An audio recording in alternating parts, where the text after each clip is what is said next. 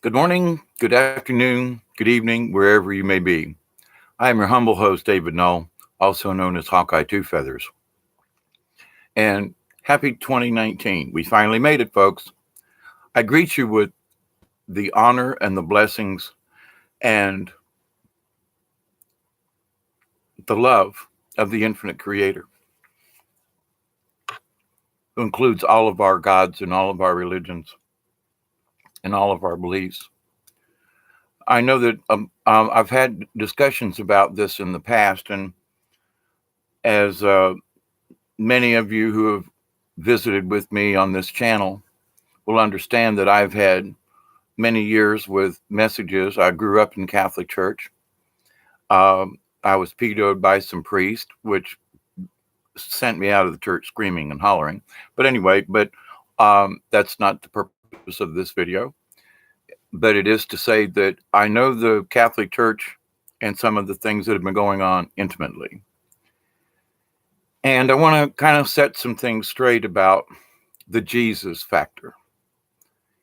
And in this newer age of thinking, especially now in the 2019, and 2019 is a significant number in itself in Gematria. We're in for some really great blessings and changes and things this coming year.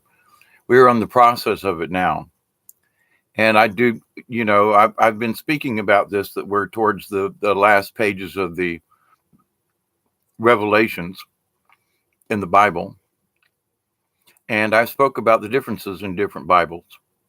And so I posed this question. I've seen a lot of people here recently with me hanging out and chats and things and stuff, and, just looking around and seeing what people are up to. It has come to my attention, and also my higher beings, especially Mother Mary message. So Breaking Dawn, hello, Happy New Year to you. And and Happy New Year to all of you, and many blessings. From my soul, heart, and my heart, soul, I say thank you. I love you all. Blessings to you guys. Pamela, Quartz, blessings to you folks. Happy New Year. Happy New Year. And Pamela says she's very interested in the book of Ruth. Well, here's one of the things that I have been studying for many years, but because I'm not very versed in it, I'm hesitant to discuss it. But there are things that I know about the Christ consciousness that goes way back before Jesus came upon this planet. And there are a lot of people who would say, well, the fact that I would even say, well, you mean I can reach heaven or a higher reality without Jesus? Yes. But you're not going to get there without the Christ consciousness. No. And I want to separate the two, because there are some folks out there who are feeling this new energy, but they're trying to spread the word that if you don't believe in Jesus, you're not going to make it. And I'm sorry, but Christians, I'm sorry, you should not do this. You're making judgment calls in that you think your belief is what's going to get you there, and that everyone else must follow that. That's a different consciousness. We are leaving that paradigm behind us in the dust. We must think past that. And so there are a lot of people, and listen, I believe in Jesus. I believe in the Christ consciousness, but there's much more to it than that. We need to detach Jesus from the church, all of the churches. The religion has distorted who Jesus was, what happened. There's inconsistencies within the different gospels. Religion has left entire books out. What about the Book of Enoch? And what about all these other books? And I've had discussions about what my old Catholic Bible, which was supposed to have been like the latest edition before Martin Luther and especially King James came about and changed it. I've had lots of discussions on this, and I'm not going to go into that now, but there are distinct differences. And one thing that I bring up, and Mother Mary's like screaming in my ear right now as I'm doing this, okay? I feel very blessed to be able to be the vehicle to have this discussion. She is saying, listen, we need to stop using the word worship. If when you look into the old passages, the word was adore. Okay. It was King James that brought about the whole idea of to be worshiped as king of two different kingdoms. And also because he had kind of usurped the Pope, he was now the Church of England, and now then he was the Pope, so to speak. But anyway, so you have to understand where some of these the word roots come from. And I've done much study in this. And people now are like, they're hanging on to this thing that, well, you can be spiritual, but if you don't find Jesus, and it's like, wait a minute, now hang on here. You're putting parameters on things. Now, I brought up my grandma Raleigh. Her picture hangs there in the background. And she was a holy person. She went to church 2 or 3 times a year, maybe. She had a Bible. She believed in spiritualism. She never harmed a fly, hardly. She helped me in ways. I mean, her little granny self visited me in prison when no other person in my family would do so. And so when the priest came and said, I'm sorry, my mother had said, well, let's do last rites. And my granny said, no. Why should I, at the last minute want to have a Catholic priest come in? If you want to just send a preacher by, okay. But no, I'm not like converting at the last minute. Why should I do that? And because Catholics think, well, if you don't get blessed at the last minute, you're going to hell or purgatory. You're never going to make it to heaven, and Catholics believe that only Catholics are going to heaven. So the rest of the Christians are going to hell. I never believed that.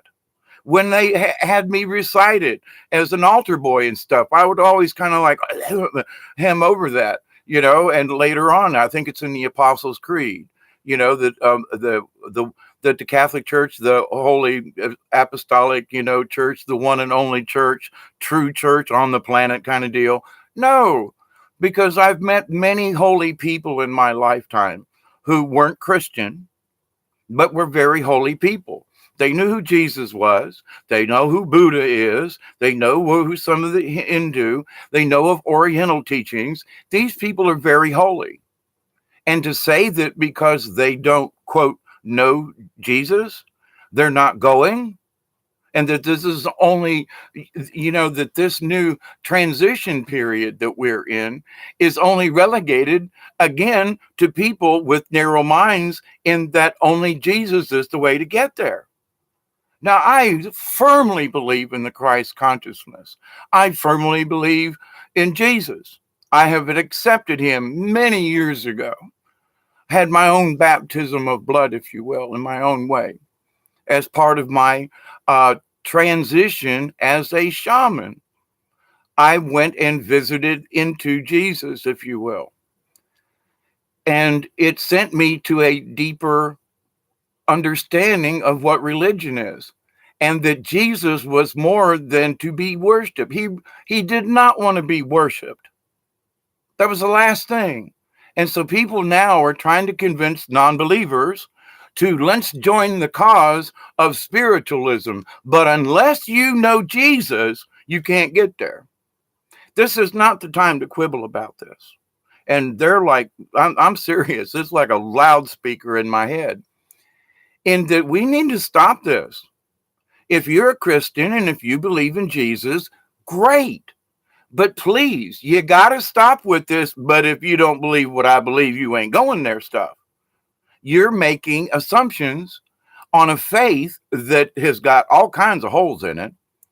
And you're using words written down by different people over the centuries. I always try to go back to the oldest text that I can. But my point to this is that I want to stick with the Christ thing, because the Christ consciousness has been here for 12, 13,000 years at least. There are cave paintings and things, and I spoke about this, and I've gotten more information and some other videos and pictures and things I wish I could show you.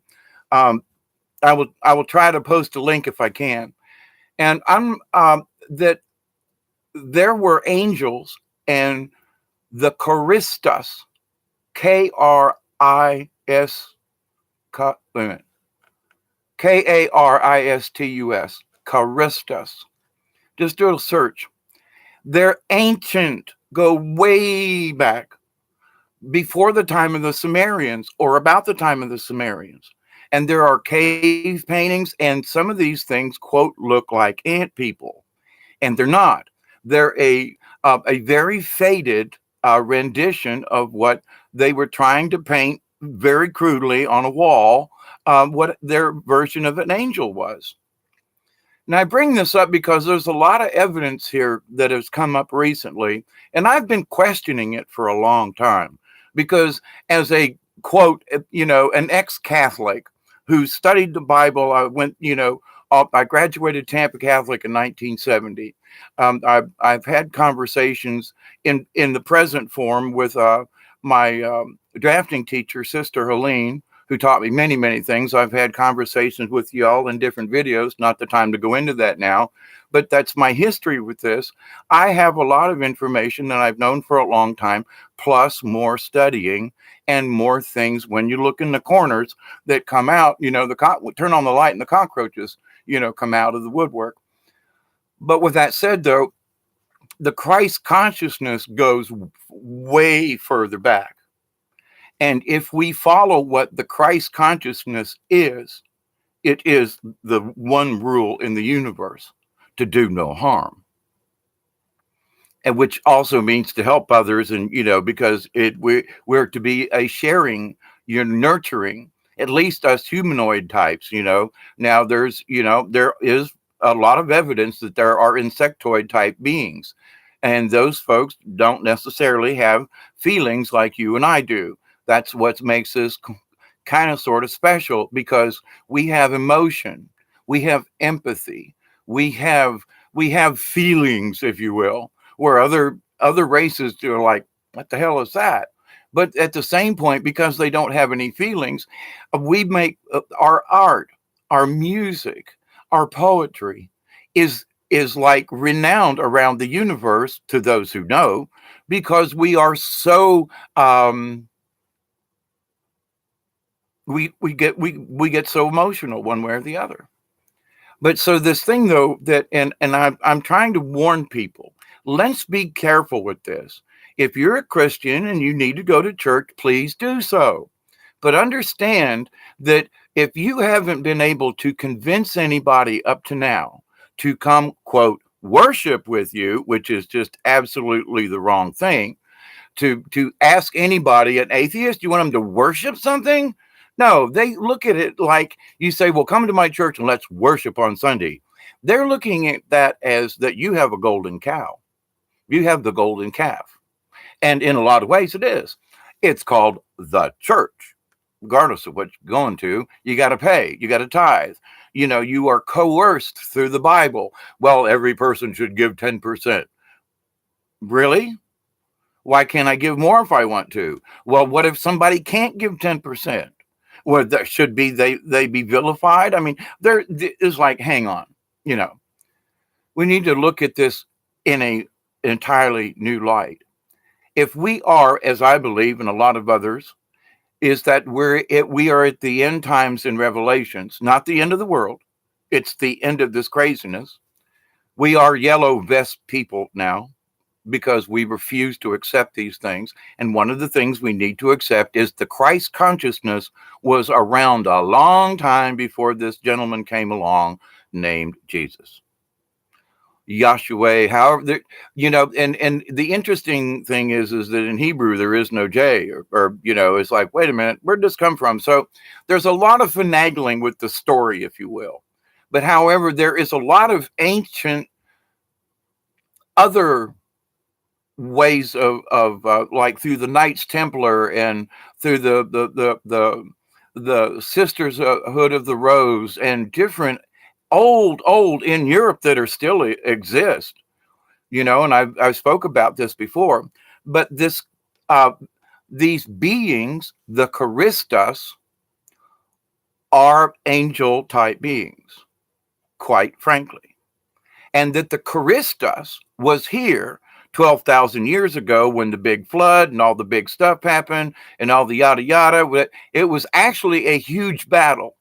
Now, there's evidence in the desert in North Africa, a lot of evidence. There's evidence in other areas of the world. And in the Hindus, they discuss about the Vimanas and the battles. I mean, they've got pictures and drawings and, the Sumerians and all these texts that go way back.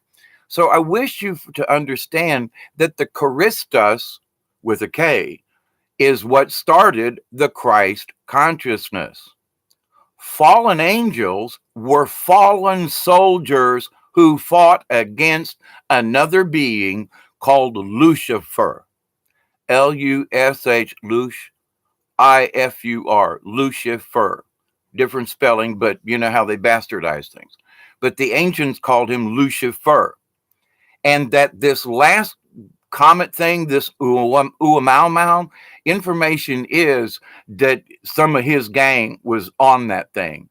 And it came in flying straight and ended up going out of our solar system, tumbling and off in a different trajectory. That was because of the Christos. Now you can say, well, wait a minute, that means that they're alien. Well, duh. We've got to accept this. And there are the Christians who are going to say, well, wait a minute, I'm still going to wait on Jesus. Well, what if these other beings show up? No, that ain't Jesus. But what's your concept? Who is Jesus in your mind? Is he a consciousness? Because if you look through the times of the prophets and even past when other people were burned at the stake alive, and that they were martyrs, and some of them were never actually given sainthood or whatever, but to the point though that it was the Jesus that was one of the reincarnation of the Christos of the Christ consciousness upon this earth to save us all from these god-awful nasty beings that just want to do what they've been doing. They are the dark cabal. They are what I can't remember. It's a reptilian, but anyway, not the nice guys. Okay. And they're called the Mater, and Maitre, I believe is how it's spelled. Now there's evidence out there, some very interesting pictures, a lot of things going on over in Russia and all the way into the edge of France, northern Germany, Poland, Hungary, all the Ukrainian, all the Kazakhstan, all the stands over in there. There's a lot of UFO stuff going on there, and there are a lot of angel sightings. They are the Christos. Now, my point to this to Christians is that you've got to think beyond this. It was Jesus going to come back out of the sky as the Christ. The consciousness, I fully believe, the Christ consciousness, and I discussed this 2 years ago, is on this planet. Now, Jesus could walk up to you tomorrow and say, "Hi, I'm Jesus. I am the reincarnation. I'm back." And who the F would believe him? Even if it really was. They go, "Oh, yeah, these are charlatans, blah, blah, blah." Well, where would you want to go to be seen or to be acknowledged that maybe you are the Christ consciousness, just a reincarnation of this being? Wouldn't you go to an area where you were comfortable, like around the Knights Templars and the Sisterhood of the Rose? And wouldn't you appear back where there was safety in numbers of people who were holding traditions longer than Jesus, going way beyond that, past the Sumerians? The Sumerians got some of this tech from some of the original Christos beings who appear at, not all of them have wings, but to the point though, that is the race. Can you believe that? Well, I've been doing a lot of digging. And here recently, the idea, and I know the Catholic Church has made some, we should flog ourselves on a daily basis because Jesus was flogged. I mean, are you serious?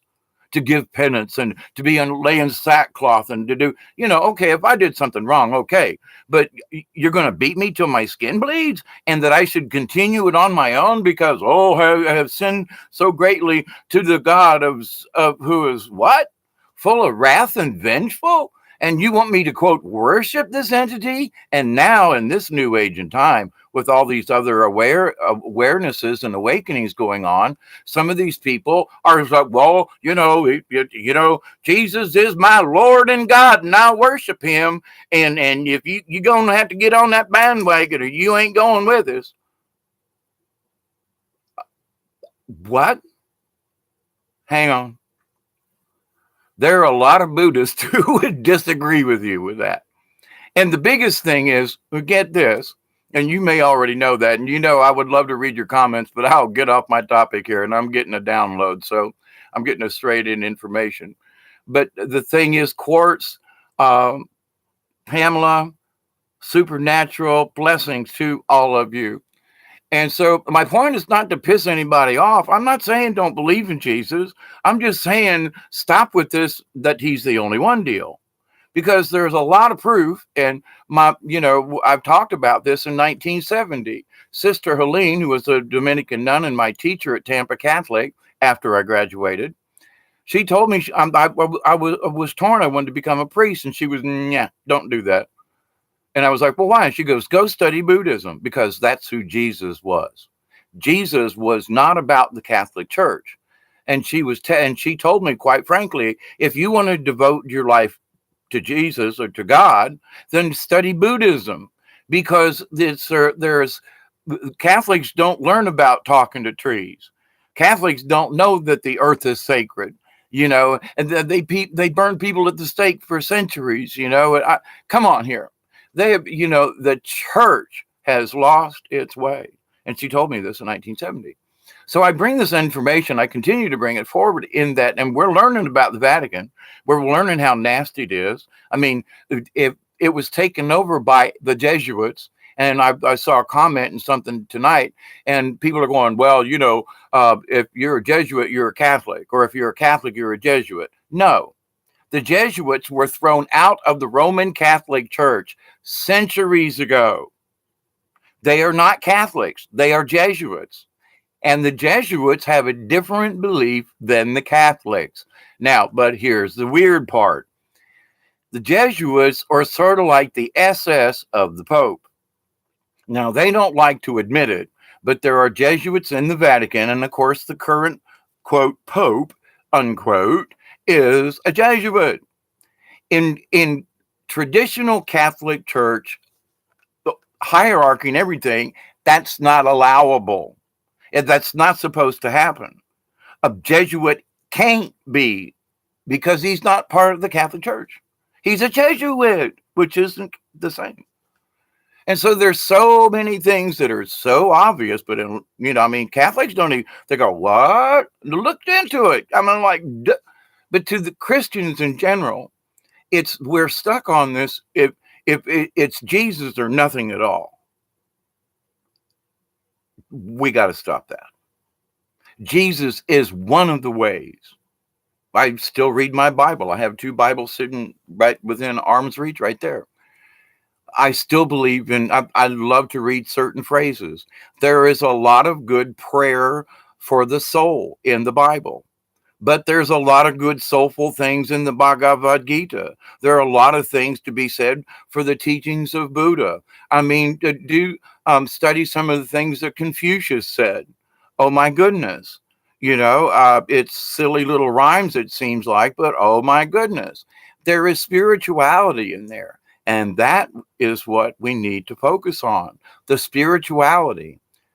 And if you want to ask somebody to come worship with you, you're going to be SOL, shit out of luck. And I'm warning people, because they're not looking to go worship something. They're looking to expand their spirit self. So I suggest just talk about the Christ consciousness, what Christ was about. Even leave Jesus out of it, because it's almost like Jesus has become a bad word. to other people who aren't Christian or, who are on the fence. And so I'm asking folks, listen, choose your words more carefully. And the simple fact that you would make a statement that Jesus is the only way, then you don't get it. I'm sorry, because there is a higher vibrational thing to this. And this is what I mean by this. In the Catholic Church, there are no other churches. If you're not a Catholic, I don't care how Christian, how Bible thumping you is or ain't or whatever. Don't care if you, have let a cool, no, you ain't getting there. Anyone not Catholic is going to hell. Not in purgatory and wait around a while. Nah. And if you don't believe that, then you're going to hell with the rest of them. So I'm on my way from a Catholic point of view. Now, the Jesuits, totally different, but let's leave that out. So let's get into the other churches who all report to the Pope because he is seen as, y'all going to love this, I stated this before, the Pope is the Antichrist.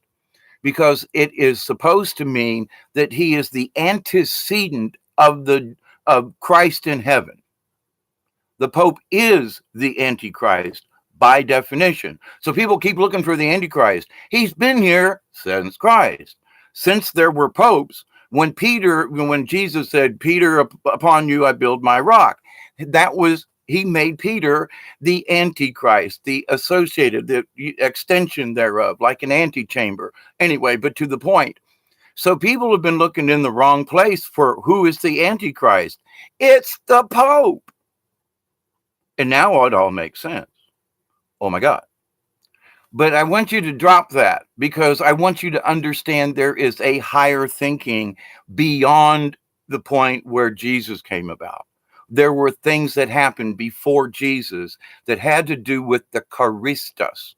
They have certain spaceships with certain designs, and some of them have been captured around the sun these last 2 years, especially. They were part in working with some of the Palladian ships that took out the Uamau and this other big event that happened a few months ago, that there all of a sudden there was some big flashes and there was explosions and people were going, what the hell? The cameras all went down, all the satellites went down. That was the charistos working with other of the Palladians and some of the other good ETs to take out Lucifer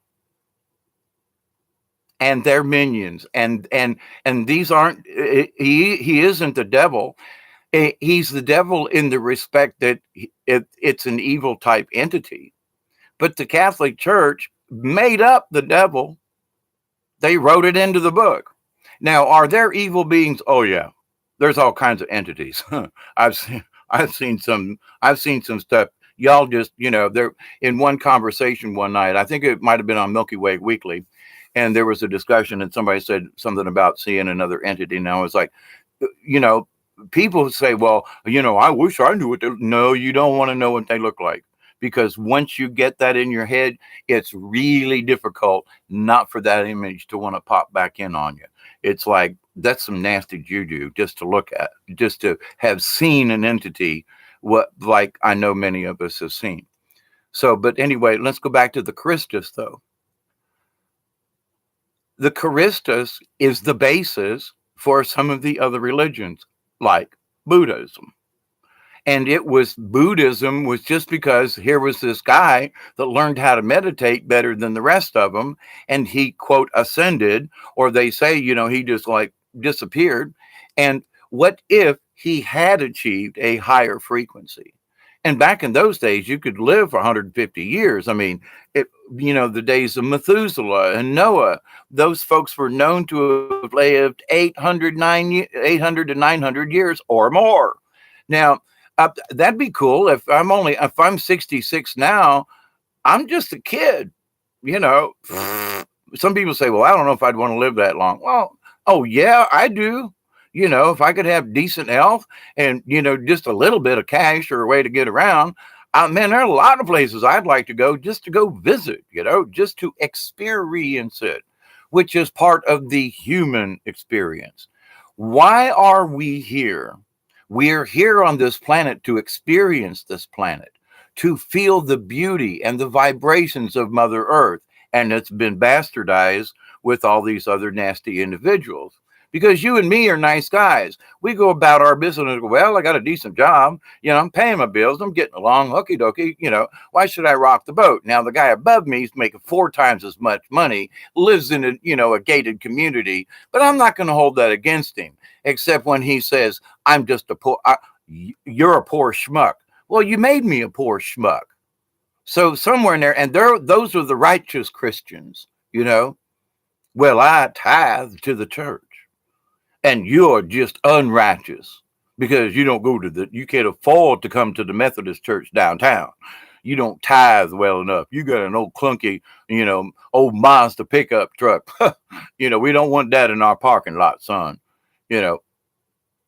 What? Yeah, that's the way it is in some of these churches around here. Has been. I seriously doubt it's changed. But some of the other churches, I've known some of the pastors and some Episcopalian ministers, a Presbyterian minister, and these are very holy people, in my opinion. Yeah, they might smoke a cigarette once in a while and have a few drinks, but they don't get stone drunk. They don't put people down. They were always looking to try to help other people out. It was one thing just to beg for money.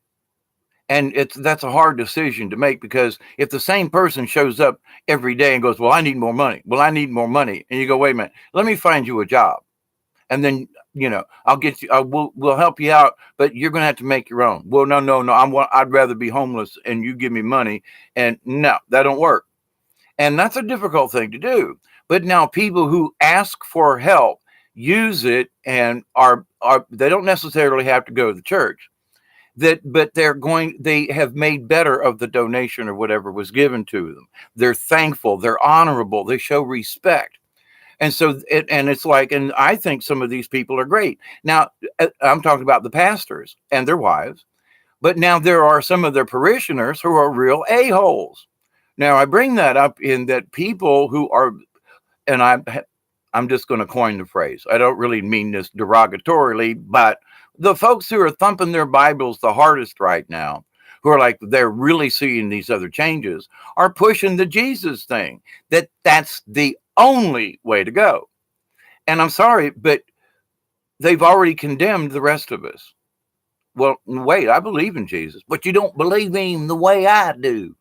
So, but I believe in him. I believe in the Christ consciousness, which is much older than Jesus, gotta say.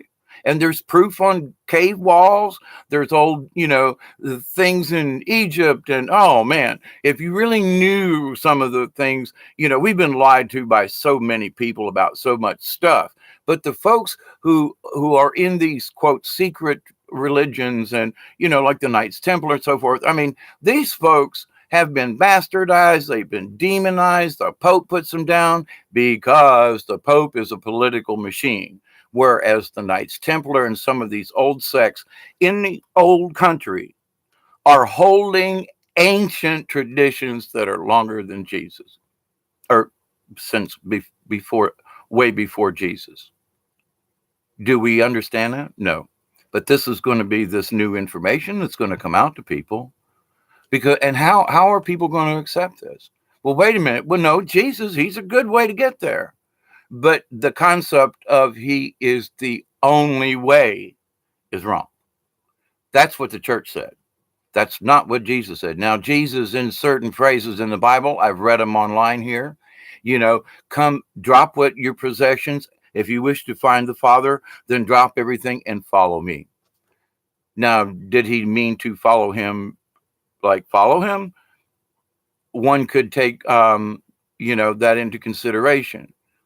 I follow Jesus in that I give everything that I can. I try to help folks within my small means. I've offered my house. I've said this before. That's not the point. I'm not trying to be Jesus, but I am trying to be Christ-like. Someone is in need of help and I can give it. Hey, can we work this out here? It's the other people who couldn't work it out, but to the point. And I never demanded anything of anybody because I had to keep it clean. But every one of it, every one of the people who came here and lived in my house, made it worse in a lot of ways, left junk behind. Oh my gosh. Anyway, but to that point though, I don't regret it. I regret that they didn't learn something that they had to steal from me. But it's like, alrighty then. But Creator has been giving me so much more, regardless of what they stole from me. I'm still here. Did I do without for some things for a little while? Yeah. Did I lose some silver I've had for the last 40, 50 years? Yeah, that kind of ticked me off. Got over that too. Because guess what? It's all a 3D thing. I can't take none of it with me. It all has to stay here for whatever reason. And if I have a true belief in this higher being or the source creator, I hate to use the word God, it just implies Zeus, and he was probably a better God than the one in the Bible, because I just consider the Bible of Job and he is a vengeful SOB. And I'm sorry, I'm not sending any prayers that way. Okay. Just say it.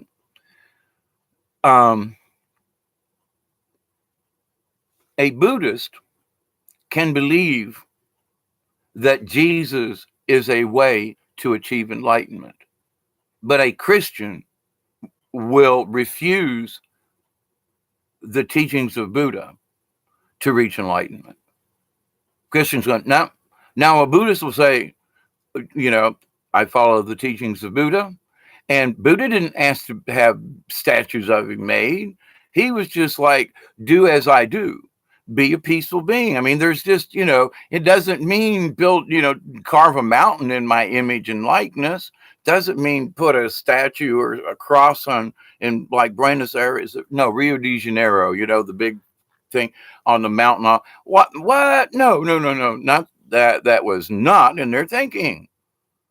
Because if Jesus said, and he did, supposedly at least, put down your worldly possessions. So then why would he want anybody to erect any kind of statue in his name? It would have been out of character for Jesus. So for some folks, let's discuss Jesus in that context. If you look at all the churches, all the Christian communities, they all say, you got to love Jesus, and he is the only way. If a Buddhist comes in and says, here, you and I sit down and meditate under a tree with an indigenous, and I mean Native American, but, there are a lot of South Americans who have this same core indigenous kind of understanding of Mother Earth. So it's not just Indians, if you will, but it is indigenous tribes. And I mean, the folks in the outback, the Aborigines in Australia, those are some of the oldest people on this planet. And they have a greater wisdom. People say, oh, they're just, they just walk around with sticks and loincloths and, and they're just a bunch of savages. Okay, so you go on a walkabout with a stick and clothes on your back and survive. How stupid are you? You have to understand that when you allow yourself to be taken care of, you are taken care of. I've spoke about this. It was 3 days on the river, and the fourth when as I got back to the truck, I got stuck. But anyway, I was still 3 hard days on the river, and there's no way. I had 2 moon pies, a 16-ounce Mountain Dew, and a Powerade, one of the 2 quarts, or anyway, you know what I mean. And so that's all I had for 3 days, and I'm supposed to be dead, and I didn't. I came out of this, and it's like, so who protects you? If you allow the Spirit to protect you, if you truly believe, you will be protected from all things. But it is a belief and a connection and my point to this is, do I still believe in Jesus? Absolutely. Am I getting Mother Mary messages as we speak? Absolutely. Do I still believe all this? Absolutely. But as Jesus would say, well, this is a kind man. He sold his house. He lives in part of his house, but he let a bunch of other people move in. Kind of sounds like me, but I'm not referring to me. But I'm saying the rich man, maybe he didn't give his belongings away, but he opened up his house to other people, to his belongings. Well, you don't have a gas cooker? Come on over and use mine. Don't have a place to stay right now? I got an extra room. Here you go. I mean, okay. So what if he didn't sell his possessions, but he shared every bit of it to the point where he actually didn't really have any because he was sharing it all? What's wrong with that? Wait, but folks were doing that before Jesus got there. Okay. And some of these beings belong to a long-term, I'm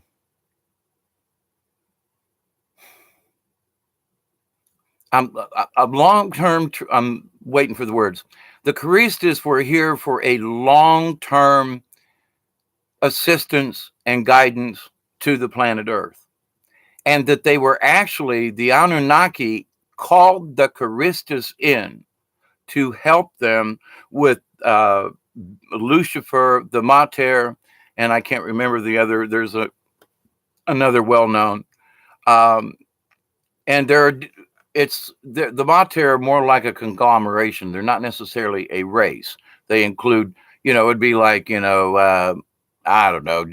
Just pick a country, Russia's got a lot of counties. America's got a lot of states. So we all go together, and then so we're still, I live in Georgia, but the United States. So anyway, so it's like, yeah. So we've got a confederation. So there's this group over here and this group over here, but these two groups are really bad, and these guys down here, they work more together. So what part of what has been left out is that the K of the Charistas was dropped for the CH. There's a lot of stuff out there, but you got to know where to look. And I do translation in Romanian and in the Ukraine, and I'm always talking about that. And there are places over there. Istanbul's got a lot of history that goes way back before Jesus, in the Byzantine Empire. And, some of the things that some of the true the Arabians and the folks that ran the plains from Prussia, Russia, and what would have been Eastern, it actually would have been Western China, but Eastern Russia. So there's a lot of history that goes long before Jesus, and it is the Christ consciousness. So I would ask anyone for a comfort sake to other people, you want them to win them to your side, then bring him into the Christ consciousness, not just Jesus. And by the simple fact of simply not stating it, that Jesus is the only way, then because that statement in itself is false, because Jesus isn't the only way. He is one of the ways. And it's backed by the Charistas. But, the Pope doesn't really recognize the Orthodoxy Church in Russia. Yeah, Kirill and him get along, but they're two separate entities, because the Pope, the Roman Catholics, broke away from the Orthodox Church. The Orthodox Church wished to stay with the old traditions. I've spoke about this before. Putin is in with Kirill. They are working together with the Charistas, with the Christ consciousness, with these angels. It's going on right now. It's been going on. But I'm going to speak about it a little bit more, because we need to expand what this thought is. And the other thing is for folks who say, but Jesus is he's not the only way. I'm sorry. He's one of the ways. Now, I'm not saying that, there are people who are Islamic and who study different things, but they're not going to go out and kill anybody. No matter, even if an imam or somebody said that they might be pressured into it socially, but spiritually, they don't want to harm another being. You're trying to tell me now there are pissed off, I hate to just say Muslim people, but yeah, they've been bombed, they've been tortured, they've been, driven out of their homes. Yeah, I'd be pissed off too. And we should rectify that, but not in the way that these folks are trying to do it. We should, if we're going to do anything, then let's send them building materials. I mean, they got sand, for God's sakes. They could build. Sand is one of the components of concrete. Teach them how to build correctly, not just a bunch of weird blocks out in the middle of the day. They've already got sand, so build with concrete. You can build wonderful structures with concrete, a lot of new technology in there. Need some water, and you could distill some crappy water and seawater, and you could build. Why aren't we doing that? Why don't we sell them cement trucks? Why aren't they digging up lime and making, come on. So many things we could be doing that are so simple with things they already have, Don't even have to import them, just help them out. So, but with that said, though, there are the mothers and fathers of people in Islam who love their children, and love their family, and mothers, fathers, the same. And that there are, of course, they in a society that says, well, women are a lower B, it's kind of hard but, with a little bit of conversation and a little bit of talk, especially now with this new age of reality, the Muslim women and the Arab women are going like, hey, you know what? I don't see the need to wear a hijabi thingy, or at least the veil. I might cover my hair. Okay. And you might cover your hair for a bunch of reasons, to keep the dirt out, the sand, come on. So, but to the point though, these people aren't trying, they're just, their hearts aren't in the murder. They're not into, some of them are, but if the societal part of that was taken away, the religious part of the be kind, I've listened to some of the imams, and some of them speak about these things and speak against the extremist Muslims, just like there are extremist Christians. So I'm not condemning Muslims, except those who want to blow anybody up or shoot or kill. I'm the same way about Christians, though. I was pissed off during the days of George Bush after 9/11. It was all this Christian thing, and let's go over there and kill them and take America back. What are you even talking about? 9/11 was an inside job, and there's more information coming out real soon about that. Trump just released a bunch of it. Ooh, this is going to get interesting this next year. But with the Jesus complex, there are too many people who have a very narrow mind, and I'm going to call it the Jesus complex, because they can't see beyond the church's belief. Because when you look at what Jesus said, then there shouldn't be a church. There shouldn't be all this other stuff. Peter dreamed it up, and the rest of the apostles after Jesus left. He had no intention for cathedrals to be put up. And some of these places were actually pagan type temples that were converted. A lot of people don't know this, but Jesus didn't use an altar. He didn't make sacrifices, the sacraments. He didn't say, well, the Catholics dreamed up all this sacrament crap and all of these traditions because there were a lot of pagans and a lot of other folks out there, and they were trying to coalesce all these people together. So when people get so tight on this, but Jesus and the Bible and the church, they've lied to us for so long. But let's stick with the Christ consciousness. That is what we should focus on, not the Jesus part. Because the Christ consciousness, 15, 20,000 years old, quite possibly much older than that. But there is substantial history that would put it back about 12,500 years ago when all these cataclysmic things happened. And so the fallen angels come into play.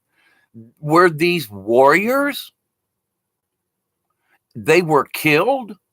They were the fallen soldiers of Christus, of the Christ, if you will, that were here to protect the planet against Lucifer. We're going to have to expand our thinking, because that is exactly the evidence I'm finding and have seen for a long time. It's kind of weird. It's you know me, I'll talk woo-woo in a heartbeat. But and until I don't know, I was a little hesitant to speak about this. But Mother Mary showed up and she goes, yeah, you need to talk about this. You need to explain to people that, yes, the Christ is much older. Jesus was just one incarnation. Through his teachings, you reach the Father. But if you understand Buddha and understand the true Jesus, they are so alike. And his sister Helene told me in 1970, when Jesus disappeared, he went to the East and studied in a Buddha type situation. He studied the Eastern religions and then came back. And then John baptized him, and then it became Christian all of a sudden, you know? So, with that said, though, that's not, if I will reiterate, I'm not trying to put Jesus down. That ain't it. But those folks who say that only Jesus saves, that is a false statement right now. And we need to be aware of it. And we need to just ask people to just calm down. Jesus is one of the ways to the truth and the light. I believe it. Absolutely. Now, I don't believe everything that's in every one of those gospels, because they were written by men over, and do your homework, but was written over, about a century, actually, and different people deciphered. And there's some, so it wasn't like Jesus. And if he did, the Vatican's got it hidden underground. But, the Dead Sea Scrolls is one of the things that really opened up a bunch of stuff. But, the Book of Enoch and some of these other things, and it's mentioned in the Bible about the Anunnaki or anyway, but in that, and the giants, you see, these beings were already on this planet. There were already giants here. There is a lot of substantial proof that there were 70-foot tall beings on this planet. The Jolly Green Giant would have been a shrimp to some of these things. Paul Bunyan, the stories of, Paul Bunyan. Is that really such a stretch? Okay, Goliath. But L.A. Marzulli's been shooting videos for years, and other people about, the tall beings they found, some of them with elongated heads. Now, come on. We have to understand, that some of the things that are being shown on the Ancient Aliens, and nobody's really got it right. But they're kind of picketed around the ends, because they don't want the truth to come out about these things, but they're showing you some of the truth. They're just not explaining it to you correctly. So, like for the ant beings, for example, actually they were wings. And yes, there are ant beings. Yes, there are different areas, but to the point. So I just wish to warn you, want to bring someone into the Christ consciousness thought pattern? Absolutely. But I'm telling you, as a person who is, I guess there are some Christians who don't think that somehow I've lost my way. Well, you don't go to church anymore, Dave. Well, actually, my spiritual side is Hawkeye, but okay. Well, see, that right in there, you talk about you're a shaman. Yes, I've studied shamanism. Yes, I am on that path, because it's greater than anything any religion can teach me, because I'm searching in the earth and with the sun and the stars, and I don't worship anything, but I adore the planet. I adore nature. I adore Creator. Totally different than worship.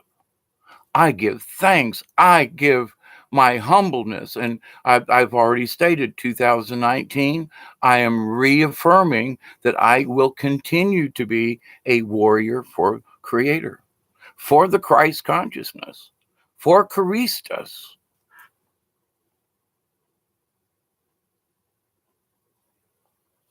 For the cause. And that's an inside what I just did.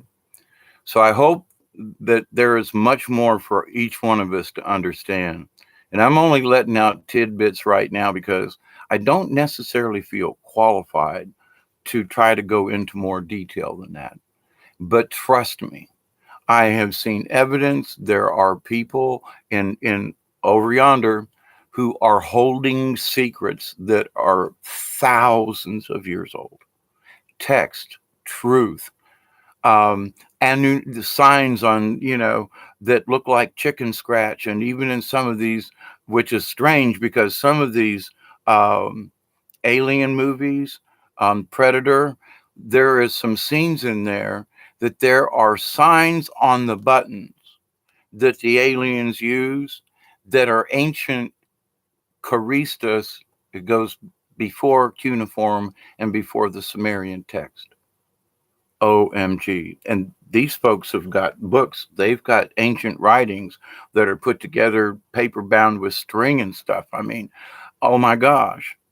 But they're kept by these secret societies, not because they don't want anybody to know. It's because there are too many people trying to take them out.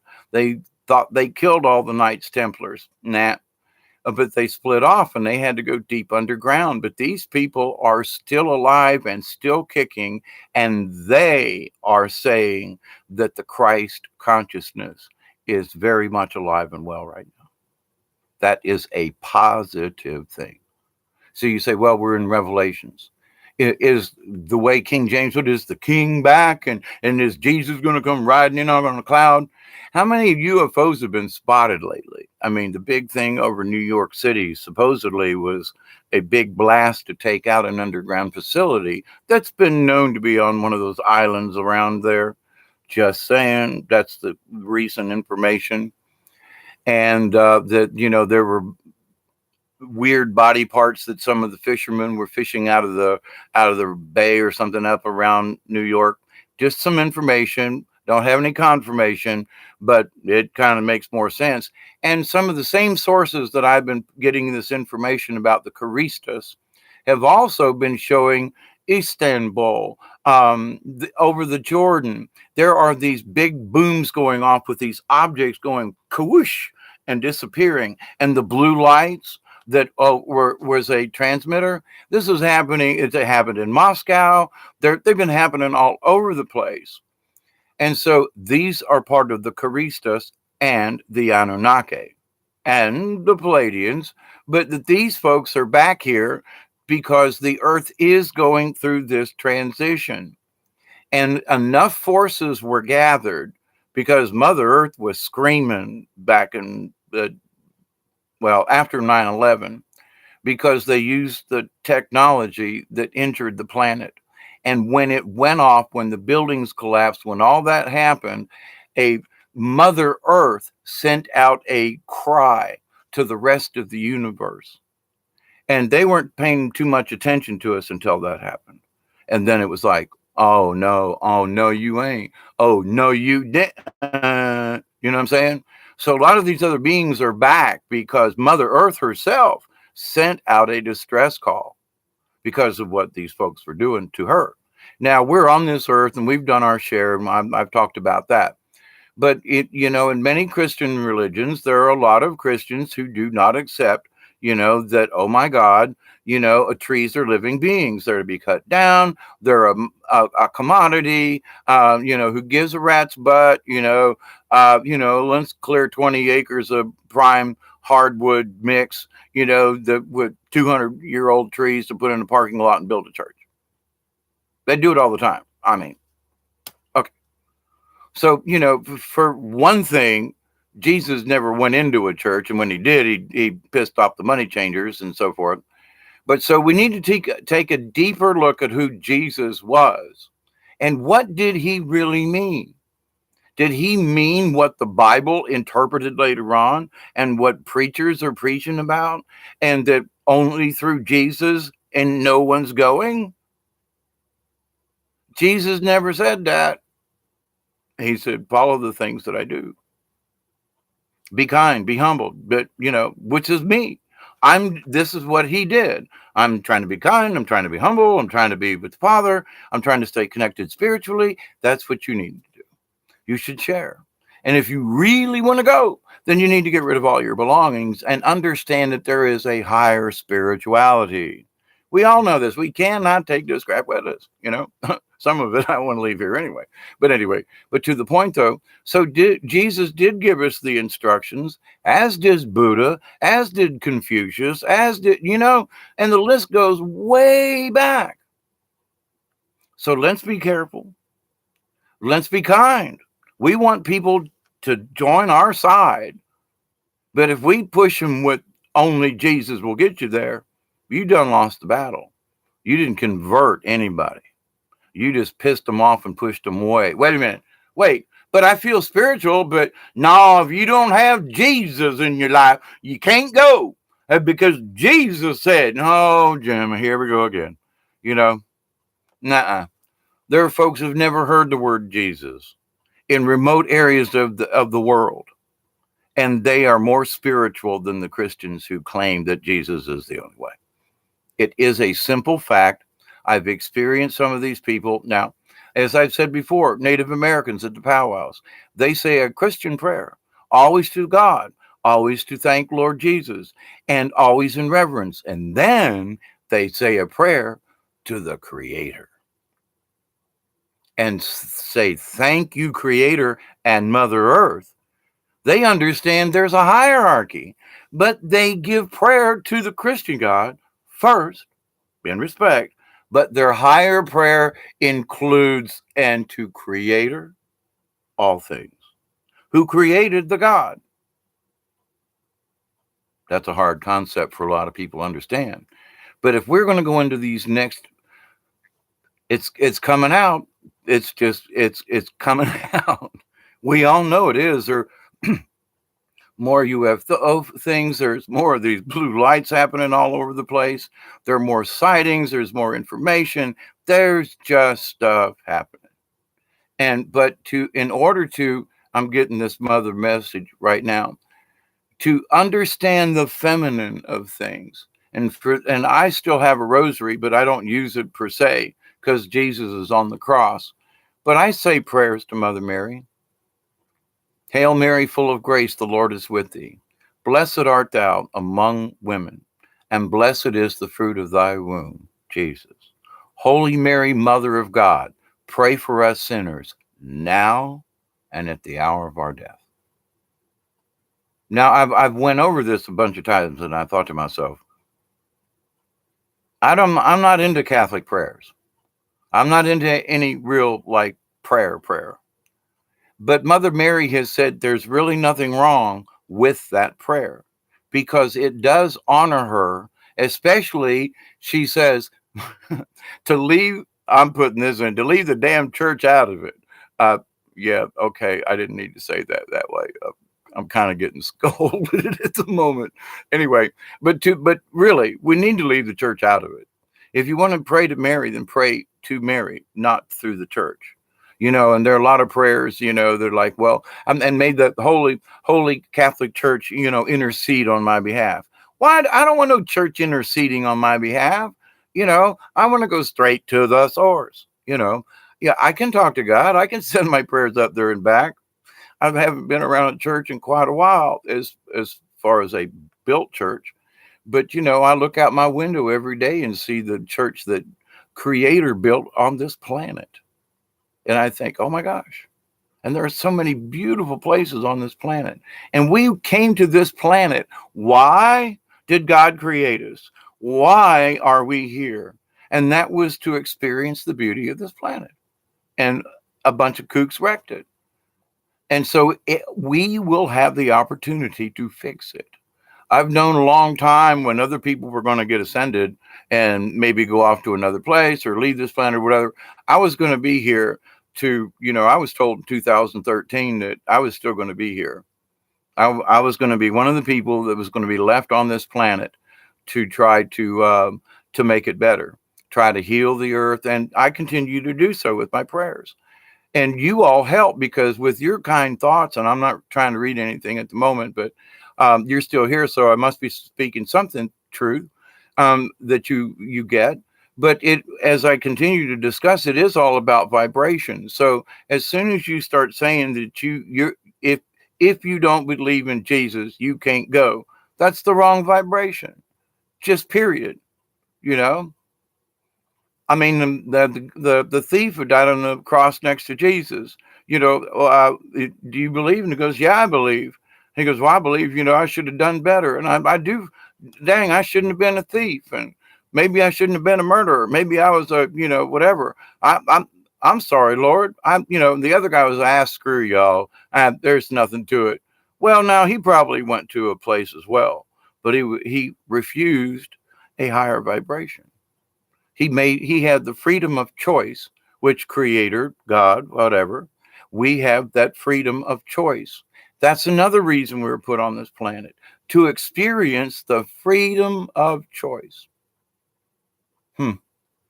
That's why we're here, to experience the planet and to experience as a soul traveler, as a being, as an Isby, to experience free will on a beautiful planet. And it got hijacked.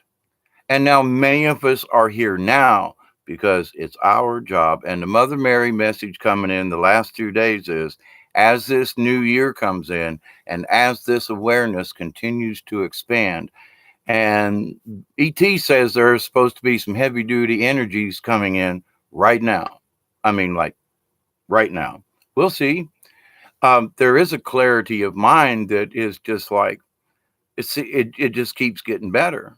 Now I've also, yesterday I had like one kind of a dagger of a headache. I was like, man, I just couldn't get it, drank coffee, took some pill, some Advil, no, not Advil, ibuprofen, and a couple aspirin, and it sort of went away. But the interesting thing is the Schumann resonance isn't up right now. Now there are harmonics in the planet, I just checked, and the one around 3246 is kind of hushed down, but the one around 24, boy, that puppy is whacked out high right now. So yes, the harmonics of the planet is definitely vibrating higher than it has been, and I mean consistently across the board. So, but the Jesus thing, and I mean this in the highest of respects, that for people to understand this. And I don't want to, I'm not into pissing people off, but I know some of this stuff that I'm talking about is, pisses off my Christian friends. It's pissed off, relatives and so forth. And, the Catholic, the Catholic Church and so forth. And it's like, but I'm telling you, Sister Helene told me these things in the 1970s. I have not changed my story about this. If anything, I've received more enlightenment. Mother Mary says, if you wish to pray, we are in a feminine area of the, the dawning of Aquarius, the old wavy thing, and we're on the ascension, if you will, into the feminine, which is more of the heart and of the soul rather than of the mind and of killing. We're going into a nurturing state. So we pray to the Mother Mary entity, which is not just Mother Mary. She is also the reincarnation through the Charistas, okay? These angelic type beings, the reason they are fallen because they were warriors fighting Lucifer. That part of the story is kind of true. But we hear the story that a third of the angels fell from heaven with Lucifer. No, that's where they twisted it. A third of the angels died trying to protect this planet many, many, many, many years ago, when the Anunnaki came and Enoch, blah, blah, blah, okay? And so a lot of this is like, it's really there. So we need to pay attention and include anyone who is willing to have their spirit vibrate however they wish to do, as long as they follow that one rule of do no harm. In my book, y'all included, because that's it. I'll go by the one rule: do no harm. And to tell someone you ain't going because you ain't got Jesus, well, that right there, you're breaking the rule because you're doing harm. You're trying to convince somebody they can't go. You know what I'm saying? I mean, anyway. I'm being told that I'm trying to beat a dead horse, but y'all got the point. Let me have a drink of coffee. And I'm going to go back through some of your comments. But going into this, and we're already here. And so we need to help this along. If we change our thinking, and I don't want to start an argument, long be it. And if that's the way you think, I'm not going to try to dissuade you, because I do believe in Jesus. I believe more in the Christ consciousness, which is much more than just Jesus. But it includes Buddha and all these other things. Okay, that's just kind of sort of wrap it up.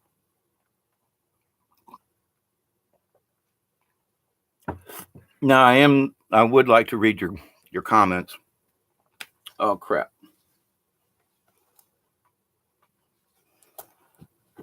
I've lost my glasses. Where'd I have them? Hang on, I got 20 pair here. Y'all, smoke if you got them.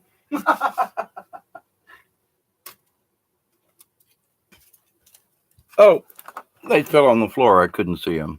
Anyway, well, blessings to each one of you. And I really think, this next year is going to be a good one. I do. There's just so much more positive in everything. I mean, even folks are like, well, this is like being a pain in the ass. But, I can see something is coming about. I can see a future in this, so there's more optimism, I guess, this year than I seem to have noticed in past years. So,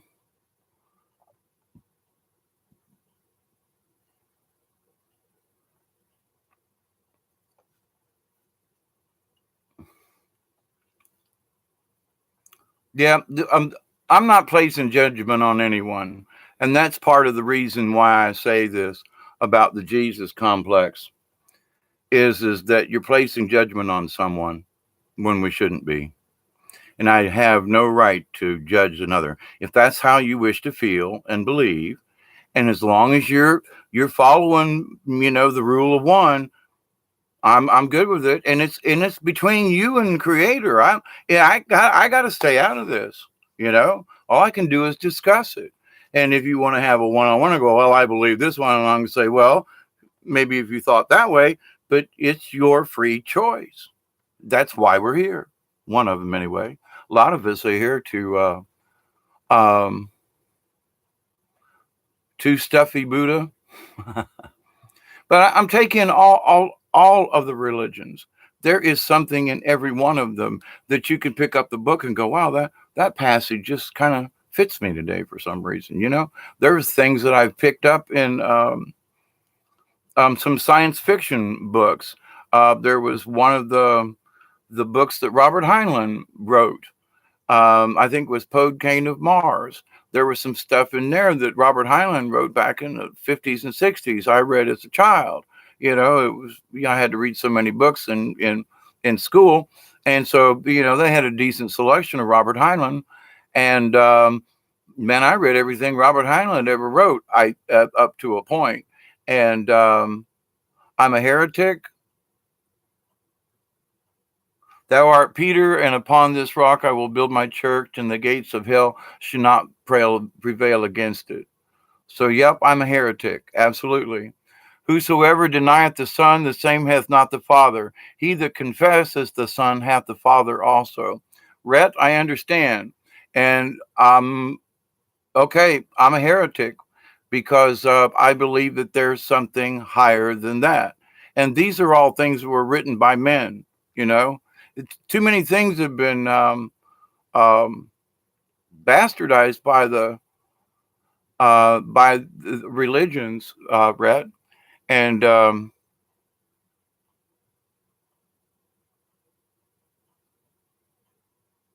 Jesus said he saw the way. He is the way. I am the way and the truth and the life. No man cometh to the Father but by me. Now, but by me, meaning what?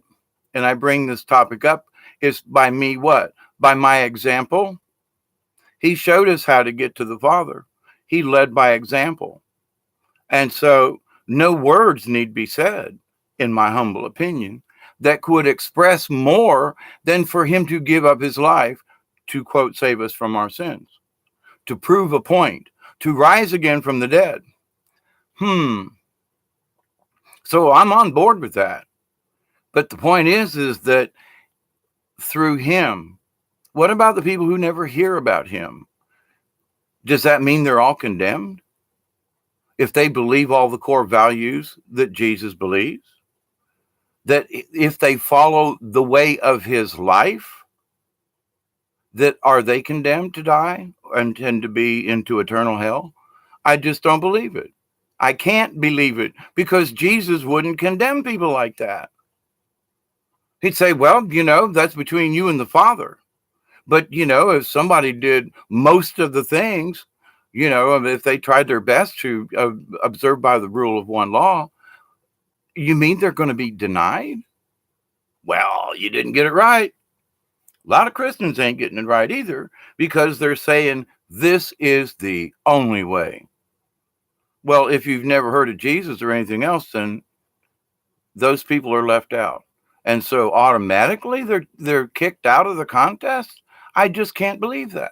I'm not going to believe it because there is more of a reality. Buddha said basically the same thing. Do as I do.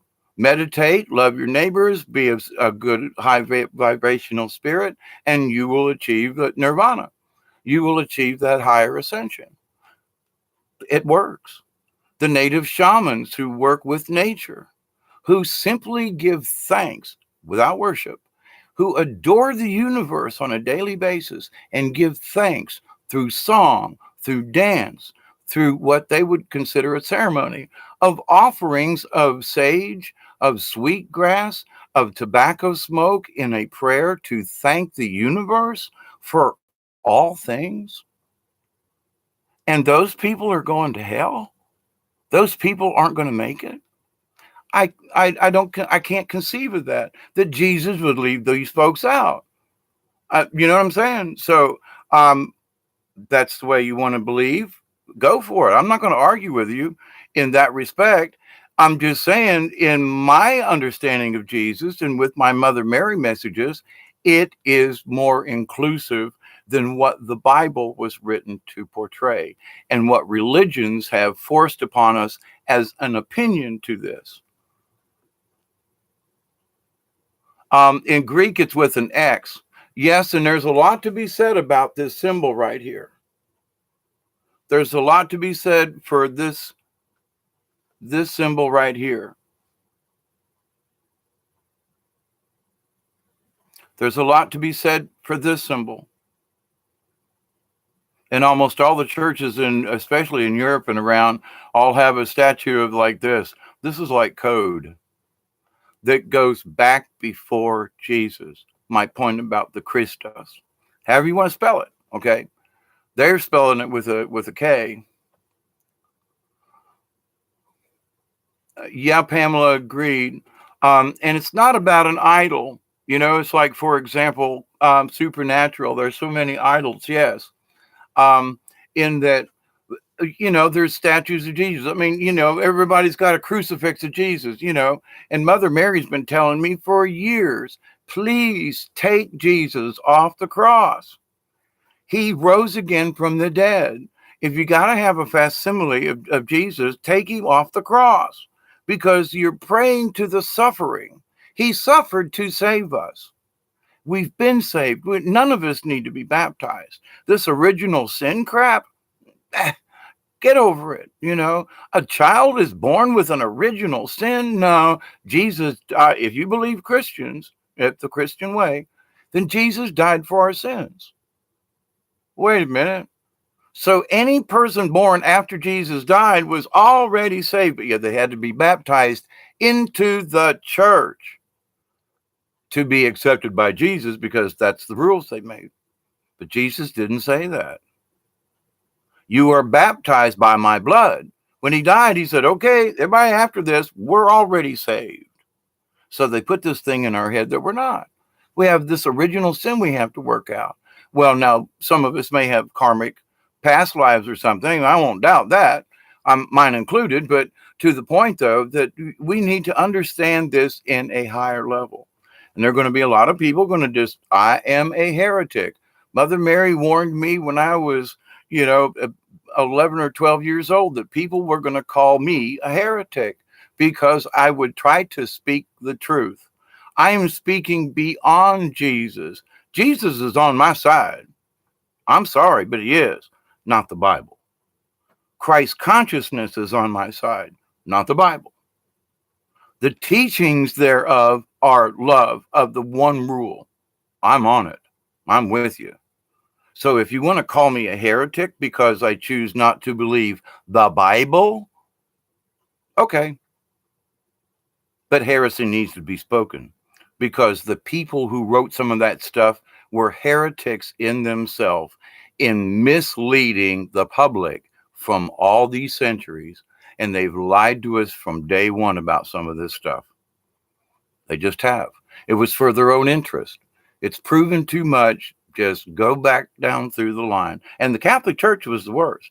And so a lot of Christians who are Christians now are taking the Catholic faith up to a point. And then it broke off with Martin Luther and, the King James Version and so forth. But with that said, the Vatican's been holding the correct things. I mean, Sister Helene told me in 1970, she goes, David, she goes, if and when the Vatican, some of the stuff that's buried out underneath the Vatican ever really comes to light, and the truth about the world and about Jesus and about other things are going to just Catholics are going to flip and die. That's what she told me in 1970. And I was like, what? And as I've stated this before, I remember asking her, then why are you still a nun? You got a choice. And she said, I made my vows to God, not to the Catholic Church. And so therefore she stayed a nun until she passed away. And she was a wonderful teacher. And oh my God, architect, mechanical drawing with a pencil. This woman was great. Let me back up here. 936 years ago. Wait, I got to go back up. Many that, Pamela said, many that do not have wings volunteered to go into the darkness and restructure the underworld at extreme sacrifice. That's part of it. But some of those were different beings than the Charistas, Pamela. There was an offshoot of some of these folks. But the Charistas, the non-winged ones, are like cousins, I guess. They're still in the same, I guess you could say, okay, I'm Italian, but am I Northern Italy? Am I from Sicily? You get that point. So I'm not, there's more to it than just that, though. And that's what I'm finding out. There's some interesting stuff that, when we get that,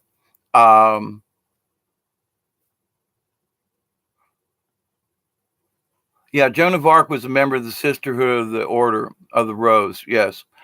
There's a bus route out there called Hell 666. Oh, yep. Right. Thank you, Quartz.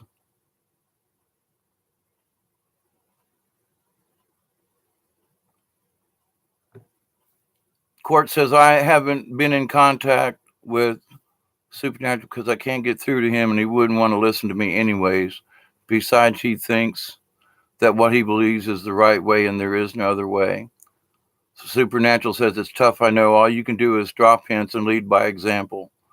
Pamela says, correct, Hawkeye. I don't know what I was speaking about that, but in that we have to lead by example. And thank you for the Happy New Year's wish, Supernatural. And Richie Tedder says, and hi, Richie, I don't recall seeing you here if you're still here.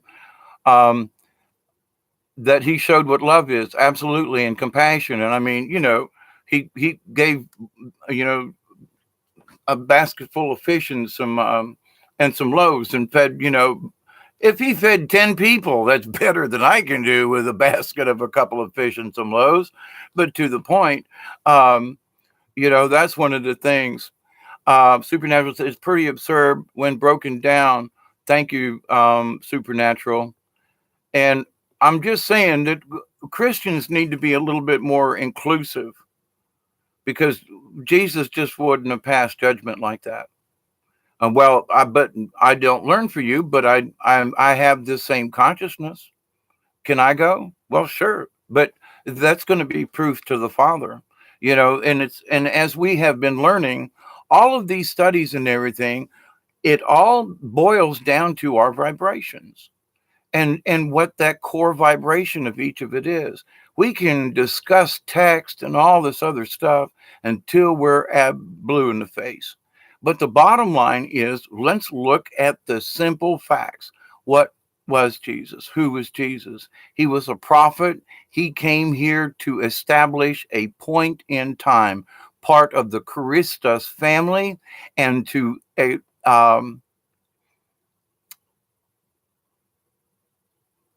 expand on the thought of the Christ consciousness. And the Catholic Church stole it. And there's been many, even within the church. I mean, before this idiot, Jesuit took over the Pope's name, Francis. He did that because he is the absolute opposite of what Saint Francis stood for. Saint Francis was one of my heroes, and but not this Pope. And so, he is using the name Francis to debase as an opposite magic, if you will, which the Vatican is full of. I mean, some dark magic. And because every other religion reports to the Vatican in some way, shape, or form, because it is he is the, quote, Antichrist on earth. Keep that in mind. The Pope is the Antichrist by definition of the ancient text. And so Peter was the first Antichrist. There you go. So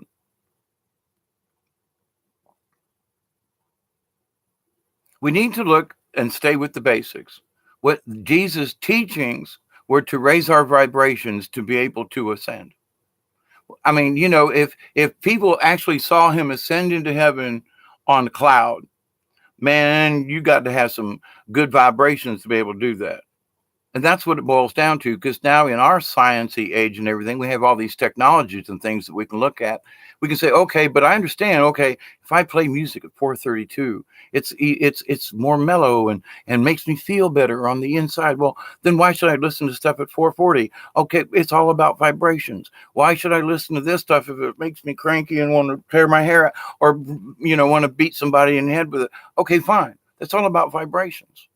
When we change our vibrations, when we include other things, and when we look from one person to another, it should be that we say, blessings unto you, my brother and or sister. And I bring blessings, peace, and good energy upon you. Wow. What a great way to greet another human being. Let's share good energy together. Let's all get together in this and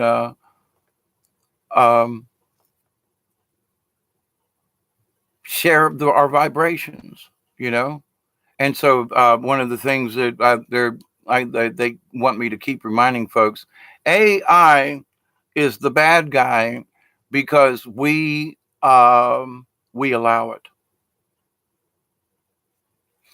Let's see. There's a whole different deal to quote what the underworld is. There are winged beings who are related to lizards, ant beings, kind of things, and they're not necessarily on the good side, and they are not necessarily tied to the Christus. So simply because a being may have wings does not mean that it's a Christus or it's an angel, or we have to be careful with that. A lot of different stuff going on.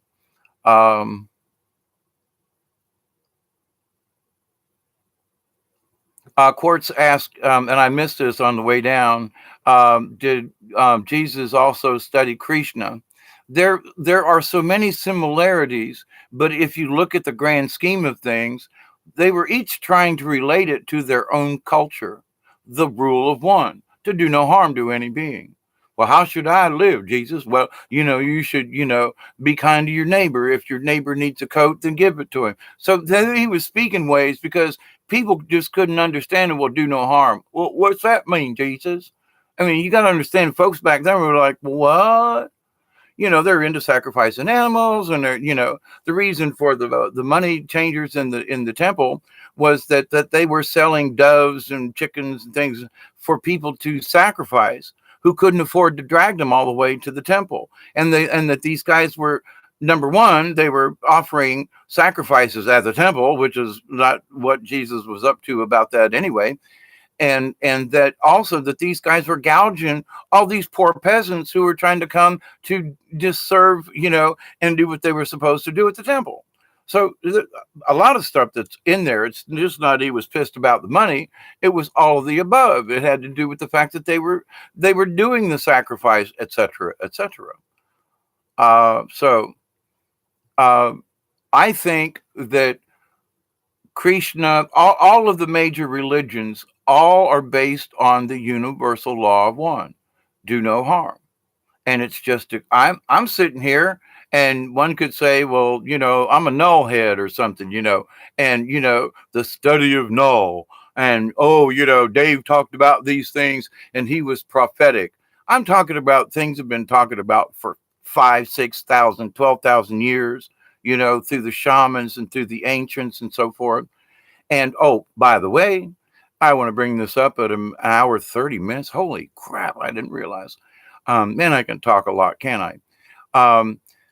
But some folks were discussing the ancients the other night, and they were saying, "Oh, well, the ancients, oh, they were the bad people." No, there were some.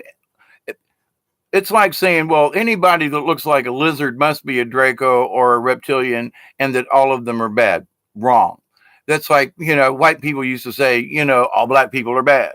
All Mexicans are bad. All Islams are bad. No. Oh, we got to stop that. Some are bad everywhere. But that Jesus had this core value, and I believe it did come. Buddha and the Krishna, there was a lot of teachings that came down through that. And the teachings of the old ones, of the ancient ones, of those folks who lived 800-900 years, who had been around a while, who had knowledge, who had wisdom. And then as folks came in and tinkered with our DNA and other earth changes and so forth, and the Great War versus, there's a lot of, let me throw this in. I may have mentioned it, but as part of this group, though, there is evidence like if there was a meteor that hit in the Yucatan Peninsula in the southern Gulf of Mexico, then where are the fragments? Where's the meteor? Where's the rock? What if during that same, this carbon 14 data is trying to determine how old something is really bad. And the ET and some of the other ancients are saying, nah, you guys you're trying to carbon date something that you're doing it wrong. You can't get there from here. So we need to understand that some of the things, well, that's 12,000 years ago, might have been 120,000 years ago. Add another zero to that. And then there are some things who could be much younger, but because of the weird technology and circumstances, that you get a false positive and say, well, this was 12,000 years ago, when it may have only been 6.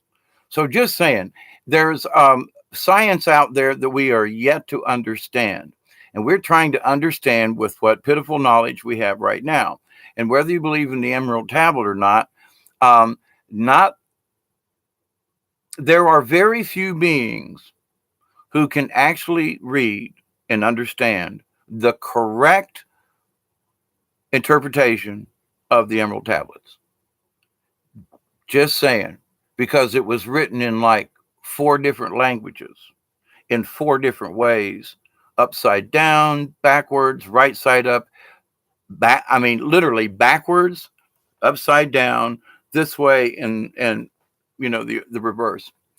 And that when you look at it through different, with a different perspective of what some of this could mean, we really don't know what they were talking about. We just know some of it. Okay, so just keep that in mind. But the truth is continuing to come out.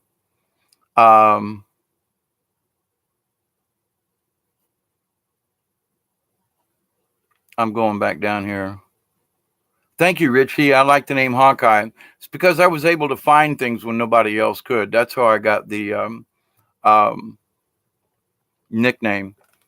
Folks on the carnival, if somebody lost something, I'd like, "Ooh, there it is." They go, "What?" And then I got to the point at times. I have been able to do this long distance. Somebody said one time, I think it was Ted, I lost my keys or something, and I made a statement like, "I think, did you check the dresser on top of your dresser in the bedroom or something?" And it was like, "How the hell did you know that?" I don't know. But anyway, that's how I got my name Hawkeye. And Two Feathers was because every time I would find something spiritually, I would find two feathers to go along with it. So that's how I got Hawkeye Two Feathers. Pamela, you say Meriwether Lewis journal stolen after his murder of the Giants in the American Indians War. Lewis and Clark were the only explorers to have direct access to that information. Yep, it was stolen. They were killed, and some other stuff too.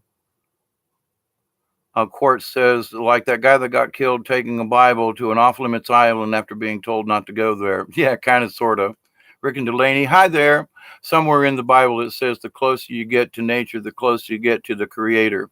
Yes, in so many ways, you're absolutely right. But a lot of Christian religions, they teach that we are we have dominion over the planet, and how dominion and the domain, and the American Indians, they respect it, and that was one of the reasons why that they didn't want to build a structure. And people say, well, they just want to live in teepees. I've lived in teepees. I've been to powwows. I've worked with a gentleman who was a promoter for powwows, and he had two teepees, and I would sleep in one, he'd stay in the other. We'd set him up for demonstrations and so forth. And so I've been in a teepee and in some nasty storms and cold ass weather, by the way. And they're tricky. When you put them up right, though, boy, oh boy, they're great. But they're still a tent. But anyway, with that said, though, the reason they lived in teepees because it was so close to God. And when you got a hole in the top of your house where you can kind of see through the stars, and the fact that it's not a permanent structure, so therefore there is limited damage to the earth, except where you set it up. And they never stayed in one spot for a long time. They'd always kind of move around because they never wanted to wear Mother Earth out where they were at. They had so much respect. And people, oh, they were savages. No, they were being so respectful. You just don't get it. And I'm sorry, but Rick and Delaney, you say you mentioned me a lot in your videos. And I'm sorry, I haven't had a chance to get around to a lot of stuff. There's been so many things on my plate right now. And so if I haven't gotten into you in some of your videos, please forgive me. I love you all. And if you mention me in any way without cursing me, that's a thumbs up. So thank you, Rick and the lady. On the 31st, they said the Soul Family Discord that I am thankful for Luna Ash and others like her that are helping people out. Absolutely.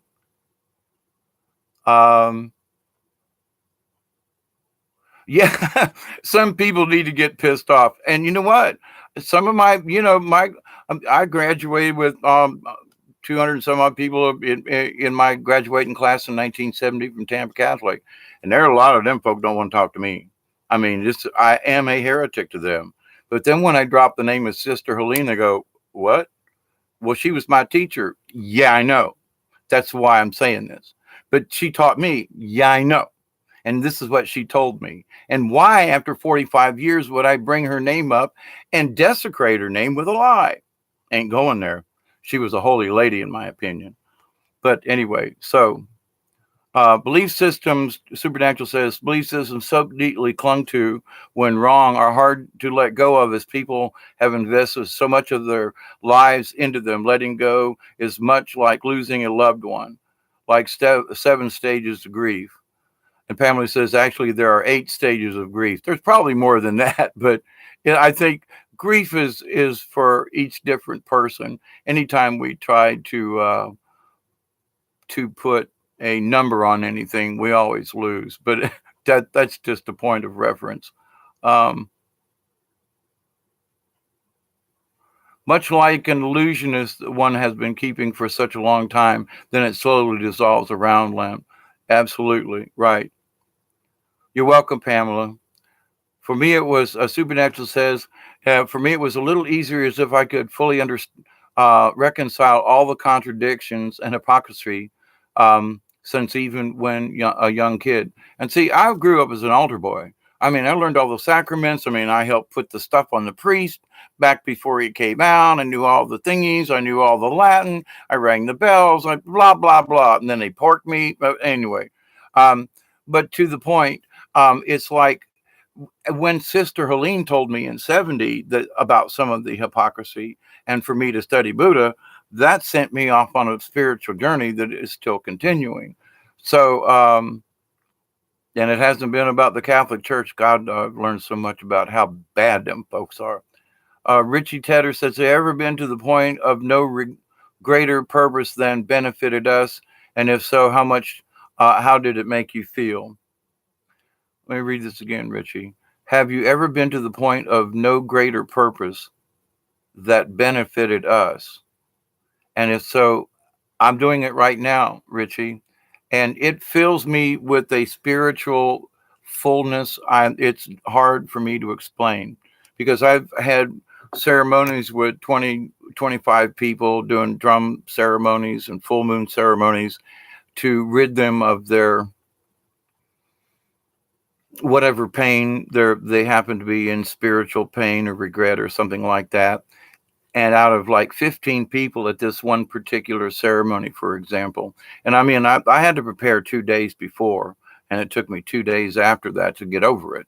But to the point though, during that ceremony, of the 15 people there, over half of them called me within a week and said, my prayer was answered.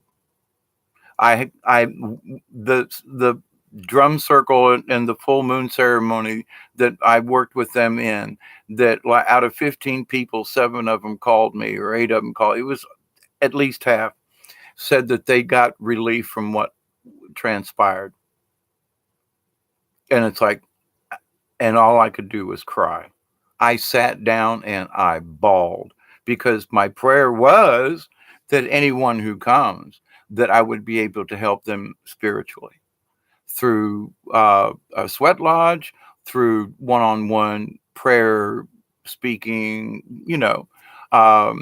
spirit lifting ceremony to help relieve, negativisms, or a lot of people had just a dark thing in them that they just wanted to get over, and so to go through the motions and to be so in tune with the with 15 other people who are trying to get rid of something as well, So, but at the end of it was, OMG, half of the people got almost an immediate relief. 2 people called me the next day and said, it worked. And I was like, what? So all I could say was, OMG, my creator, my source energy, the fact that, if one person got better from the ceremony, I was like, ta-da! But to have over half, and the other half just may have gotten better and just never said anything, but that's neither here nor there. The fact that people actually got better from the ceremony. And all I did was to help them to release what was already in them. And the other part of it is, all I did was to help them to accept the new, what they wanted. And it was maintained with all these other people who wanted the same thing. So it was a giant group prayer in one respect, in that they wished to get rid of something and do better as a result. And so, for people to go, oh my God, I can't believe what it did for me. And there was no sacrifice. I made my own sacrifice. I went without, food and water. I had to fast. I had to pray. I had to get myself ready for the ceremony, and I had to get my regalia and everything ready. I had to become the medicine man. I had to become the shaman, and I had to put on my mantle in order to do these things in such a deep, honorable respect. And, some people say, oh my God, you did that. You danced around a fire. Yeah, I did. And I drummed. Yes, I did. And did I wear, Native American? Yes, I did. Did I look like something that would come out of an old movie? Absolutely. Complete with, my colors, my regalia and so forth. And did we follow some very old shamanistic and Native American traditions? Absolutely. But they worked. And it fills me with such, it's not a joy. I was thinking about this earlier. It's not a narcissistic kind of joy. It's not like, oh, well, I got him healed. Look at me. No, I want to weep inside and go, oh my God, you chose me. You chose me to be the vehicle of change.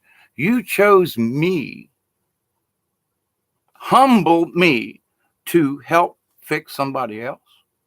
You chose me as the conduit. Wow. That's how I feel every time it happens. When I have conversations with you folks, some people just, and I can just tell by some of your comments, it's like ding, and you may like Quartz, I think a lot alike. I'd love to do a hangout with you sometime, just to BS with you. But typing is so old, boring. But anyway, but to the point though, we have a similar thought pattern, whether what I say is absolutely correct or not. But each of us reaching our own vibration and our own potential. Even though people who I've let stay in my house, there were some people almost a year ago, it was colder than snot. And there was this girl in the Dollar General store, and I knew she didn't have any place to go. And I walked up to her in the store, and she was trying to steal stuff to get by with that night. It was basically what it was. And it got into like 22 degrees that night. And for down here in South Georgia, that's pretty damn cold. But it's pretty damn cold. I don't care where you are. But to the point, though, I walked up to her and I said, "You're lost, aren't you?" She goes, "What do you mean?" I said, "You don't have a place to stay tonight, do you?" She goes, "How did you know?" And I said, "Because Spirit told me." I've never met this woman, never seen her since. And it's like, and I said, you can come to my house. I've got wood. I've got a fire, log heater, and I got water. I got some food, and and blankets to keep you warm. It's up to you. She came home with me, stayed about a couple of days, disappeared for a week, and then showed up with a couple of people at like 1 o'clock in the morning and, ripping through my house and doing stuff. And I was like, nah, I'm sorry. The agreement was, well, you said I could stay here whenever. And I'm like, honey, listen, to disappear for a week and then show up at 2 a.m. with drunken friends and what? Hang on. Where's the respect? The only thing I ever asked for was respect. And you can't give me that. You used up all my firewood. You left the back door open. So it was 25 degrees in the house. And it was like, wait a minute. So you did all these things, but you expect me to but you said I could stay. And but anyway. So, but the people like that who misuse, but I was proud that I could step out of myself and approach a person that I could honestly see was in need. And that an angel tapped me on the shoulder and said, that person needs your help. You need to go over and tell that person that you can help them out, if only for a night. I did. So for the first couple of days, it was great until she left. And then the rest of it was but anyway. And I was like, but the reason you're bouncing around as a homeless person is you don't show anyone any respect. And I said, I gave you the opportunity to just simply show me respect. And I said, I can't allow you to stay here when you're going to disrespect everything I do. I'm sorry. That's the bottom line. I haven't asked you to give me money. I didn't say you got to give me sex to stay here. There were no other things other than respect me. Please. Now, did I feel bad that I had to be that way? Absolutely. But at the same point, it's my house. It's my life. I'm my own spirituality. And I simply can't live around that. I had to say, sorry, but you must find another place. So to the point of no greater purpose that benefited us, I continue to work on that. Richie? Yeah. And that is my continued pledge for 2019 and beyond, to continue to be a warrior for the Creator and to continue to have these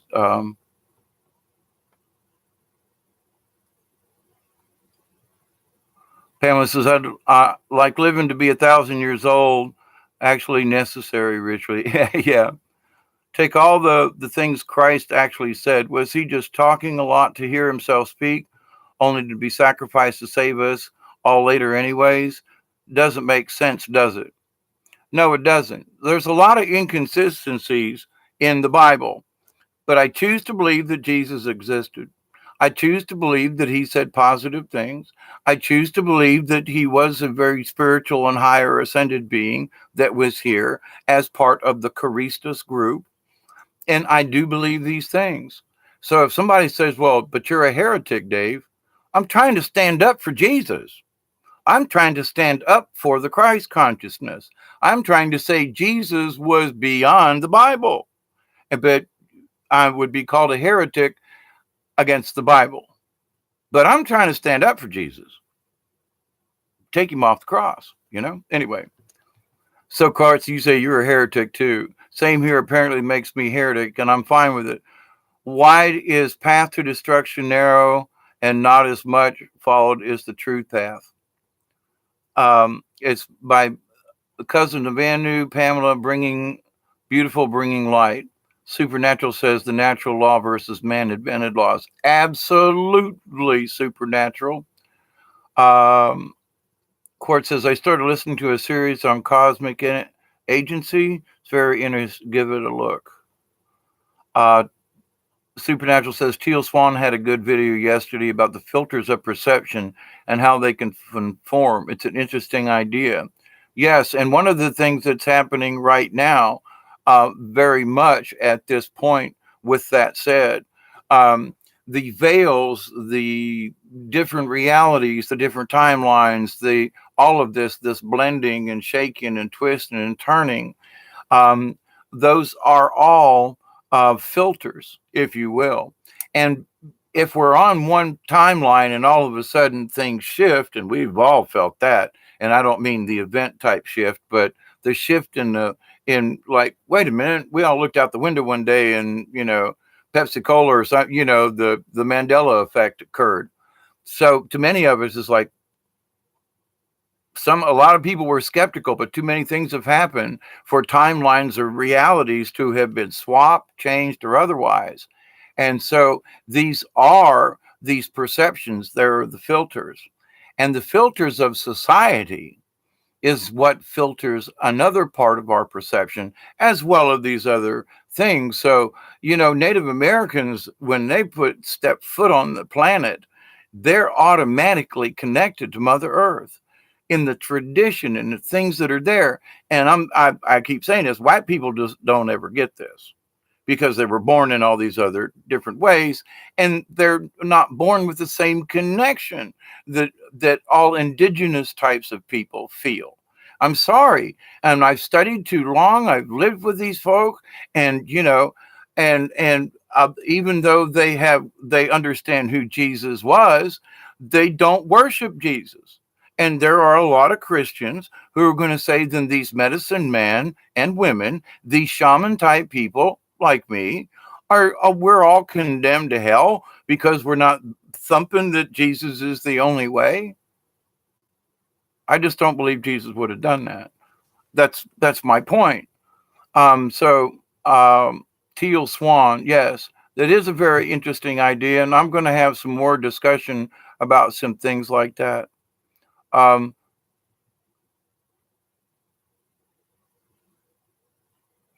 TPS. Funny how that works. Quartz, I feel stupid for asking, but I don't know what it means. Teepees are deerskin tents. Not all of them. Some of them were buffalo. Some of them were antelope. I've been in some of them. Honest to God, traditional teepees. And it depended on where you lived as to what was on the teepee, bottom line. So, in some places, they didn't have deer, they had elk, and they had bear. So there were bear skins, and there were, but anyway, but Pamela, you're right about that.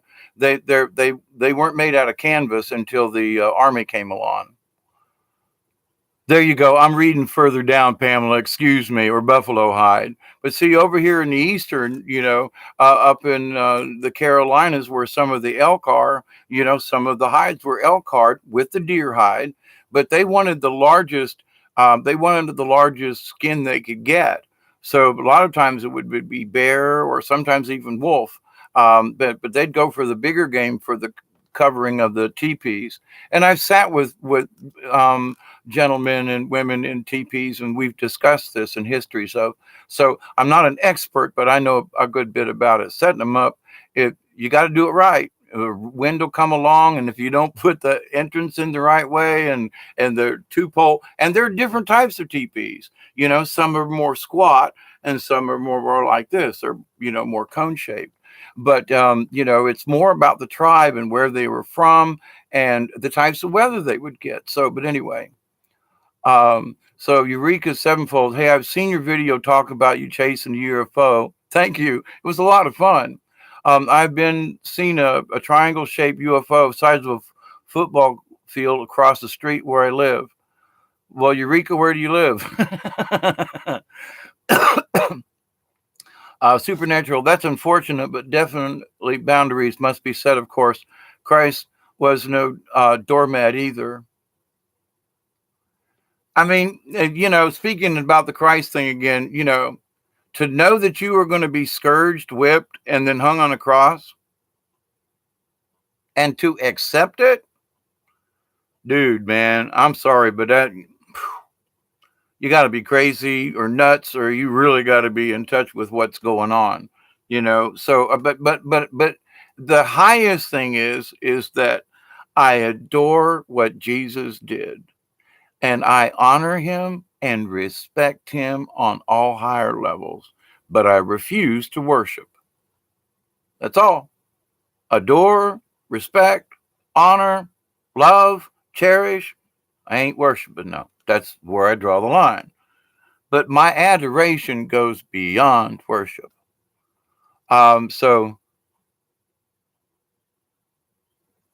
Tom Hanley, you look so bad. I look so bad. It's just bad light. Drugs not good. I don't do drugs. I actually have Eureka says I actually have Cherokee Indian in my grandfather's father was like 60% Cherokee. I've got Cherokee in me as well from up in the northern section of in the Kentucky, Tennessee, Virginia area. Pamela says shaman do not wear masks. Actually, they do, Pamela. I've known several shamans who have specific masks for specific ceremonies. I had the absolute fortune to be with, walk with, learn with a true legend keeper from the Tlingit tribe, Kashka LaRue, who, if he's still alive, he's got to be in his 90s now, but a blessed man. He would sit and watch me tell puppet stories. He would sit and I still have letters that his brother wrote him about the northwest area in Alaska, and how he would go out and fish for seals and whales and stuff. I mean, I still have personal letters from this gentleman about the legends and the stories and the things that, and I've spoke about this in other videos, but Kashka told me some things and that are ancient. He also had items that when he passed away he traveled with ancient carved masks of raven, of wolf, of different entities. And these masks were literally centuries, not centuries, but thousands of years old, a millennia. And I have held these things, I've looked at them. And at one time I was going to try to make a facsimile copy. And oh my God, did the gods come down upon me? When I asked, could I duplicate one of these with my own technology, my own carving skills? And I was told, you'd better not. And I was like, but I just want to I just don't do it. And I was, but Koshka, don't do it. But I just want it, don't do it. But Koshka, I just don't do it.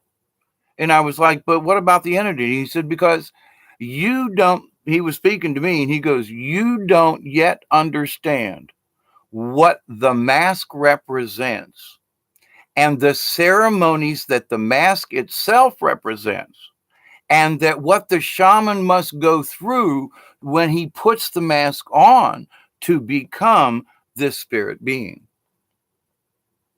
And I was like, oh, so if I just carve a mask like it, he said, then you would be trying to imitate something that you do not understand.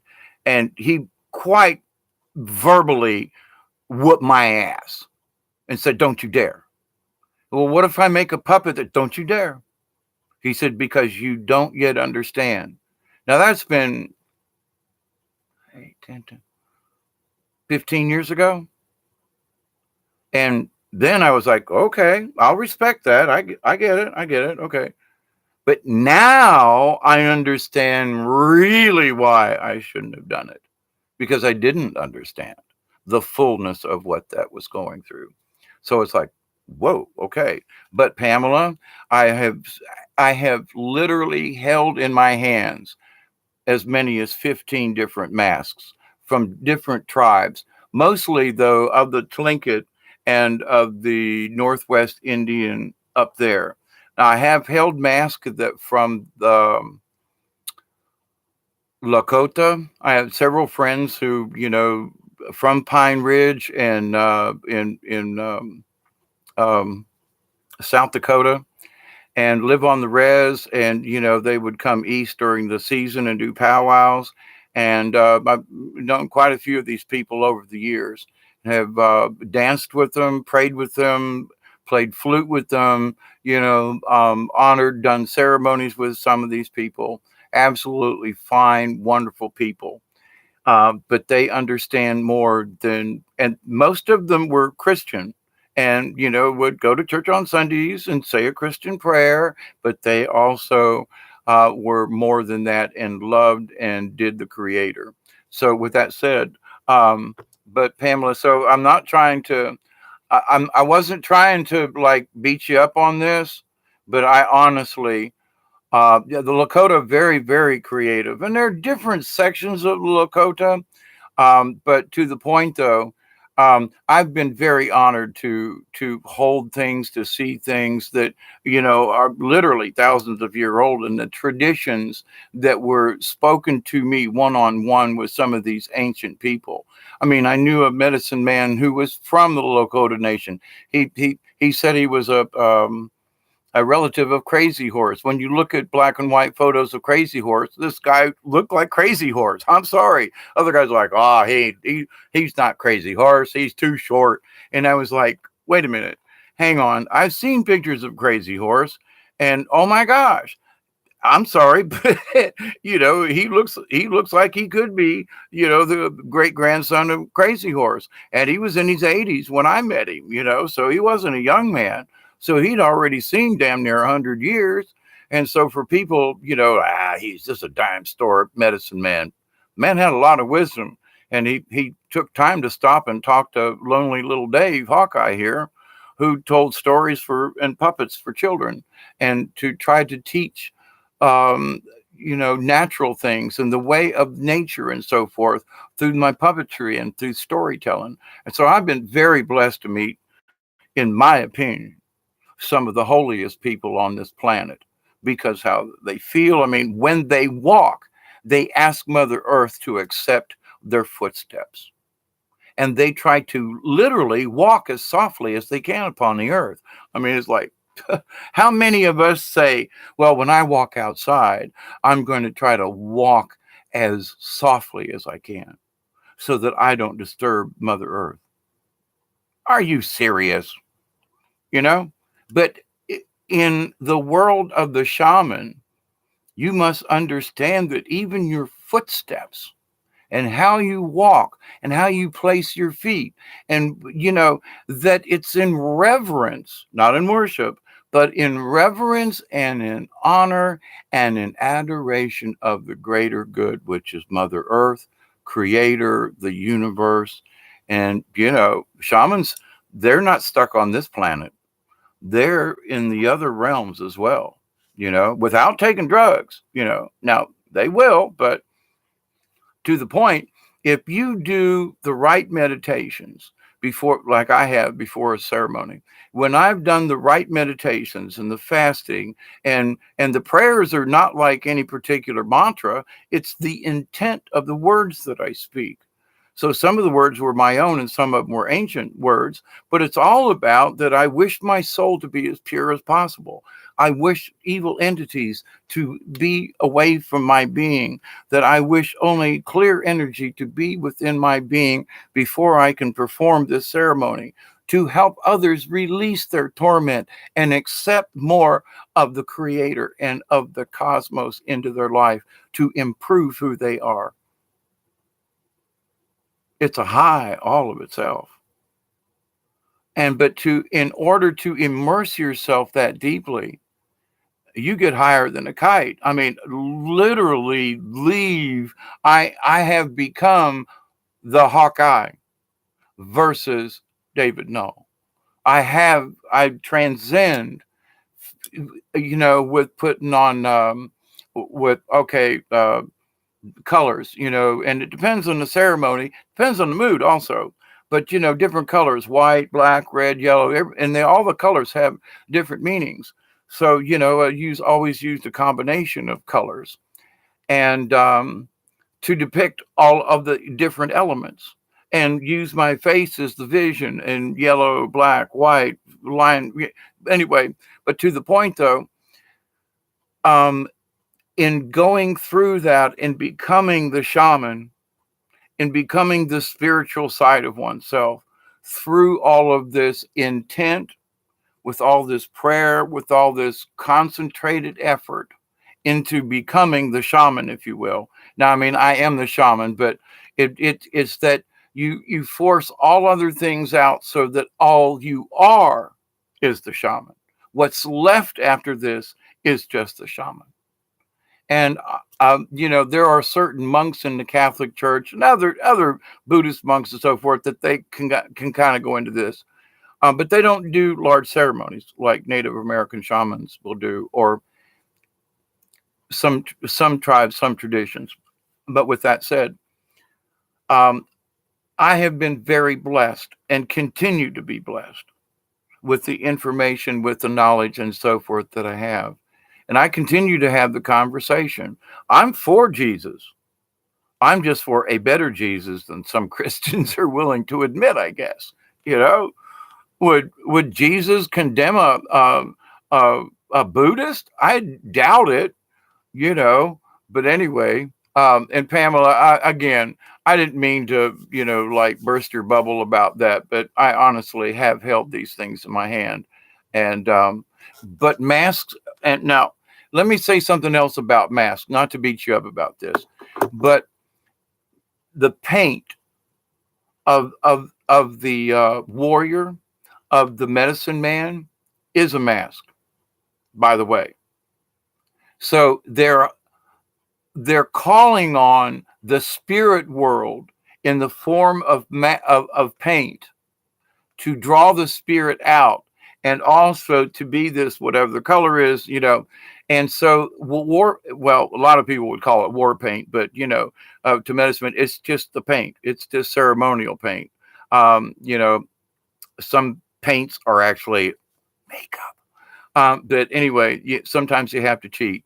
But to the point, it's the intent with which you use the dyes and the paints upon your face, and what the color means. And so when you're painting yellow in this part of your head, you're thinking, whatever it is, I'm painting this yellow with the intent that blah, blah, blah, blah, blah. And I'm painting this side of my face with blue, and the intent is the water and the so forth. And so as you're putting on your painted mask, therefore that you are taking on the things that the colors represent. So now there are the wooden masks, and some of them are just, they're just carved. And some of them have a very long nose. You may have seen some of those. And somebody said, oh, it represents the penis. Not really. But it does represent an over exaggeration.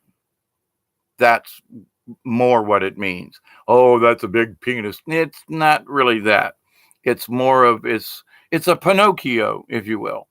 Now, I've been called over the years by Native Americans, by the way, a heoke, depending on where you come from. And some traditions it's called the trickster. I am the contrarian. I am the person, I am the storyteller. I am the one who, with puppets, who, when everybody is down and out, I can tell a story that will make people laugh. When people are too happy, I bring levity into the situation. I have been a heoke for years. And I don't bring it up and try to make a big deal of it, but that is my purpose. My purpose is to trigger some folks into certain thoughts, not to piss them off. If it does, well, sorry about that. It's not my intention. My intention is to open up the mind and to allow you to think in other ways. So, but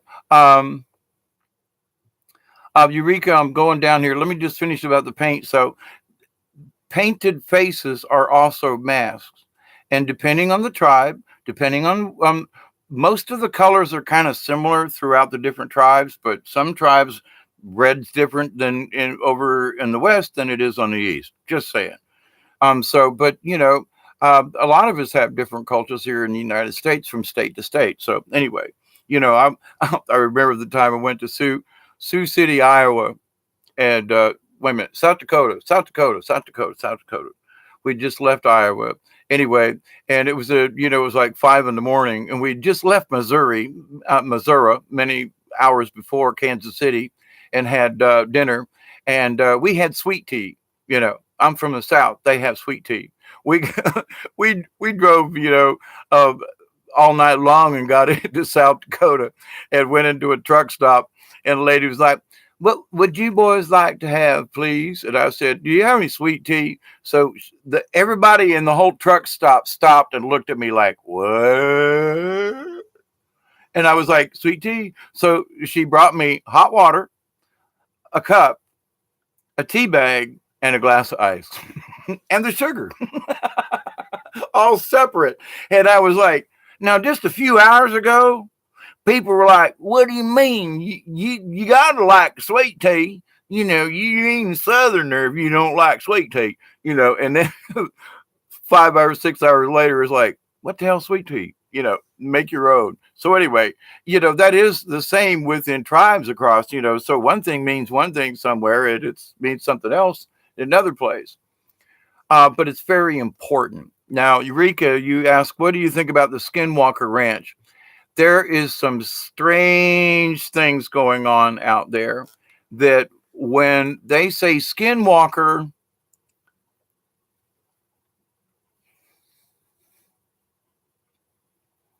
I will say they are in the beings that I have seen, and I have literally seen one try to take over another being, a human.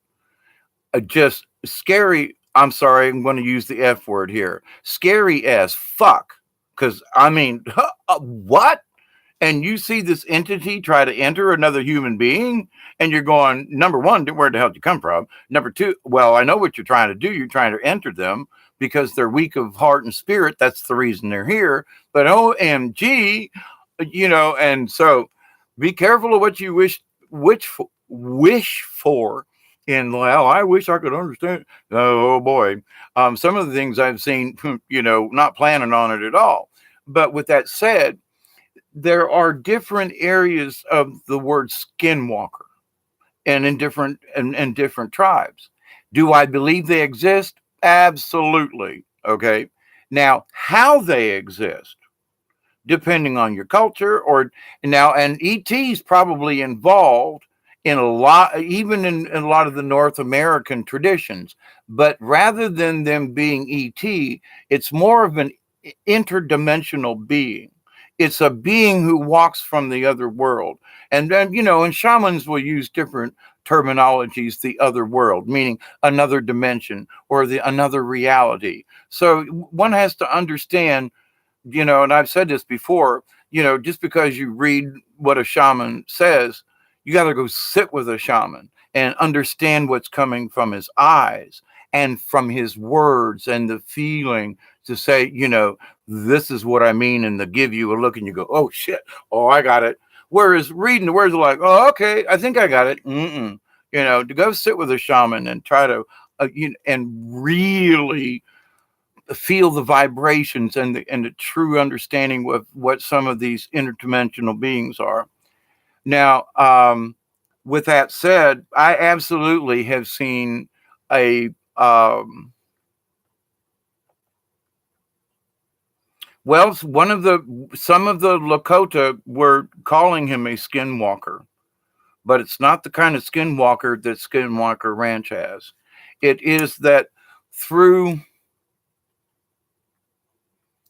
some shamans try to push like a sorcerer, has gone to the dark side. Well, let me try this spell. Nah. If you try to put any kind of negative on anyone for any reason and use your energies against the good in any way, you can bring the entire weight of the evilness upon you because you are of so much light. If you break the rule, it's like the negative can just like come shooting in and you become a skinwalker. There is an entity other than yourself. You appear normal, and some people would say, well, they're schizophrenic or multiple personality or whatever. No, I've seen the demon in some of these people because they treaded where they shouldn't have. And I know the difference because they looked at me and said, help me, and then turned into a monster in front of my eyes. I mean, as close as the screen is from me to you, change into, don't want to even go there. Gotta wipe that thought out of my head. Spunk. But to watch the transformation almost instantly, I realized that he had been overtaken by what some tribes would call a skinwalker. A negative energy had entered into him. And at one time, I thought that I was partially possessed by what this residual, because I had been around this person for a while, and he was a shaman. And there were people practicing black magic against him, and they brought it upon him. He didn't ask for it, but because he was in the proximity, and there were people praying for my demise. They were praying for evil spirits to literally eat my soul. I'm not making this up. And it's bad enough that there's just shit around you. I'm sorry, but try not to cuss much, but at least here. But that there, when somebody's literally praying and throwing spells and hexes at you, like on a daily basis and really close by, these were some crazy people. But they were playing with witchcraft and some Native American stuff, and they were combining some things and Ouija boards, and it all went bad for all them folk. And for me, for a while, I had to stop doing ceremonies because they had tried to piggyback an evil entity onto me, and I couldn't do a ceremony. I couldn't do one because this entity was just waiting for me to open up that portal. He could invite some other, it felt he could have been a she, but no, it was more of a he kind of thing. But to the point, it doesn't exist around me any longer. Now, there's been a time or two when it's like, but he knows he can't succeed. So it's like, move on, tried their best to get at me. They failed. So it depends on what they mean about skinwalker, to go back to that. Is the ranch possible? Absolutely. I live between two cemeteries, and the spirits that walk through these woods and around here, creepy at times at best. Eureka, you ask, is it me that shamanism is hard to find information on? Yes, it is. Because most shamans ain't going to write it down. If you want to learn to be a true shaman, and I've spoke more about shamanism on my channel, and I'm not trying to brag, Eureka, but I've had several, shows about shamanism and spoken about Native American things, and I might need to have another one for people. But it's how you walk. It's your understanding of what life is. And to be a shaman is to understand all things, that a grain of sand has value and that should be respected. All beings, all life, everything is eternally glued together, and we're all part of this cosmic goo. And until you just go out and experience, and like the 3 days on the river with no water and so forth and no food, I came out of it. I should have been dead. No, you have to experience something. And I'm not, it's sort of like, the traditional to go on a walkabout. Now, I don't mean that you got to go out in the desert for a week and with no water, but there is something that if you wish to understand a higher sense of spirituality, then you will be drawn to something in nature and you will be put to some type of a test. Now, it may just be for a couple hours. It may be that you get caught in a thunderstorm.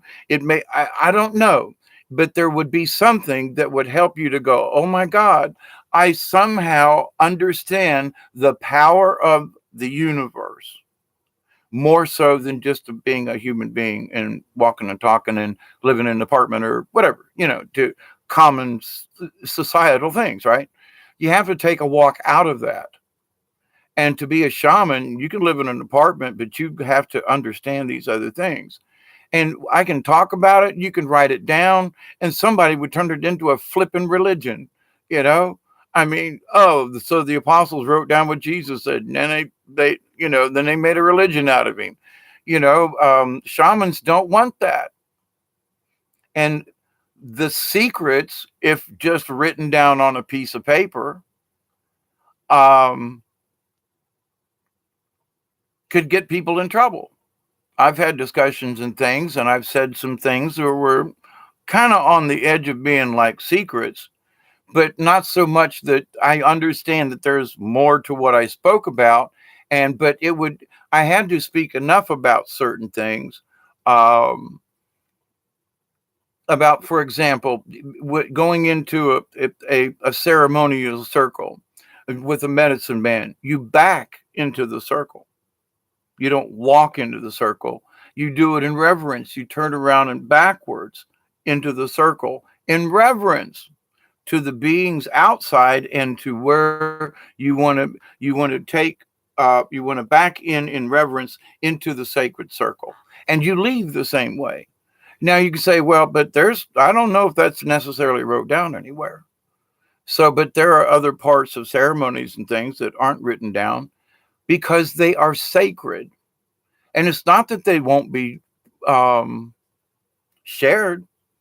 I would love to share it with someone, but you got to come see me because we have to chat.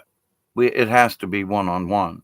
There's no way we can do it in writings or we could get. Now, I got to say that the video chat and things, there's a lot to it, but there's also, you got to have the physical contact. You got to be with the person. You got to sit with them, with the fire, feel the earth, have the shaman teach you. Do you feel the vibration of this rock? Well, I don't know what you're talking about. Okay, then sit there until you do. What? Well, sorry. If you want a rock to talk to you got to sit there long enough to listen to it. I mean, there are just certain things. I mean, it go back to the old days of the Karate Kid with the wax on, wax off, wax on, wax off, wax on, wax off. Yeah, but there's something in there. There's a mantra in that. And it's not necessarily that it's that it's sacred words. It's that when you say the words you say, you're speaking of them makes them sacred. Oh, And so, but people that they try to write it down and they try to tell, people, and, my best way, Eureka, and I'm willing to have, hangouts with people. I know my schedule is crazier than hell, and I do not wish to ever um, put anybody down or anything. And I think I might have pissed somebody off. I wanted to do a card reading for them, and I just wasn't able. And I think they may have got mad at me, and I'm like, but my intention was not to piss you off. My intention was to still be alive after what I just went through. So, please forgive me, but I would be more than happy to do like a personal hangout with you and discuss things to give, you got questions, I'll answer best I can. But there are certain things that you're just going to have to sit with a person. You're going to have to experience what a shaman has experienced to become a shaman. And I don't necessarily mean to take mushrooms or anything like that, but there is that. There is that portion of it. And to reach certain higher levels of reality in being a shaman, that is like not one of the first steps by all means. It's further along in the thing. But because I was already an acid freak before I ever started on the path to being a shaman. I'd already seen these things, and I had already understood things that a lot of people never got, simply because I was an acid freak. But I spent the time when I did mushrooms and when I did acid, I spent them in the woods. I spent them on the river. I spent them in nature. So I was talking to the animals and talking to the trees and the rocks before I knew what I was doing, kind of thing. And so that I was absolutely so lucky to have these shamans and medicine men and legend keepers in my life, but I sought them out. I had to make the journey. I had to visit with these people on their terms, so that it's a sign of a respect. Now, it's not that I don't respect you all. Don't get me wrong, but to any elder in a lot of traditions, you always, it's like the Godfather. You go to him to kiss his ring. Nah, I don't have rings, and you ain't kissing me. Anyway, but to the point though, it's not about that. It's the honoring of, it's the respect. And there is the journey to meet the person. And I'm not saying, well, everybody's got to come see me. No, but in the role of becoming a shaman, there is study, there are things that you can get, but then you got to get down in the dirt. You got to literally get in the dirt and the mud and be a part of it. And that can only be learned by physical. You can learn a lot of other stuff, but to get the right, it's got to be on a Eureka says, is the UFOs related to the shamanism or Native Americanism? With that, Eureka, Native Americans, when they pray to the Creator, they know there are sky beings. They automatically know there are sky beings. Now, we call them angels or this or that and the other things, but in the true shamanism, they are the sky beings. And they could be different cultures. Now, in Hopi and different tribes and depending on the shaman as well and how they were taught, that there are the ant people, there are the insect people. Hang on a second. Let me. I was going to do this earlier, but where's my book? This is a book about medicine cards. It looks backwards to me, but anyway, in here it talks about relations, and let me find it real quick, because this to me it does mean something, and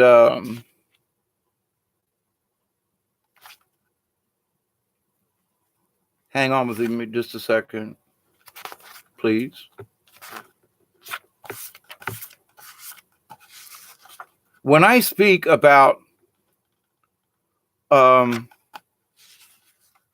when I say my prayers at the end of the videos, and I say, I pray for you, your relatives, all your friends, your neighbors, all of your relatives, and all of your relations.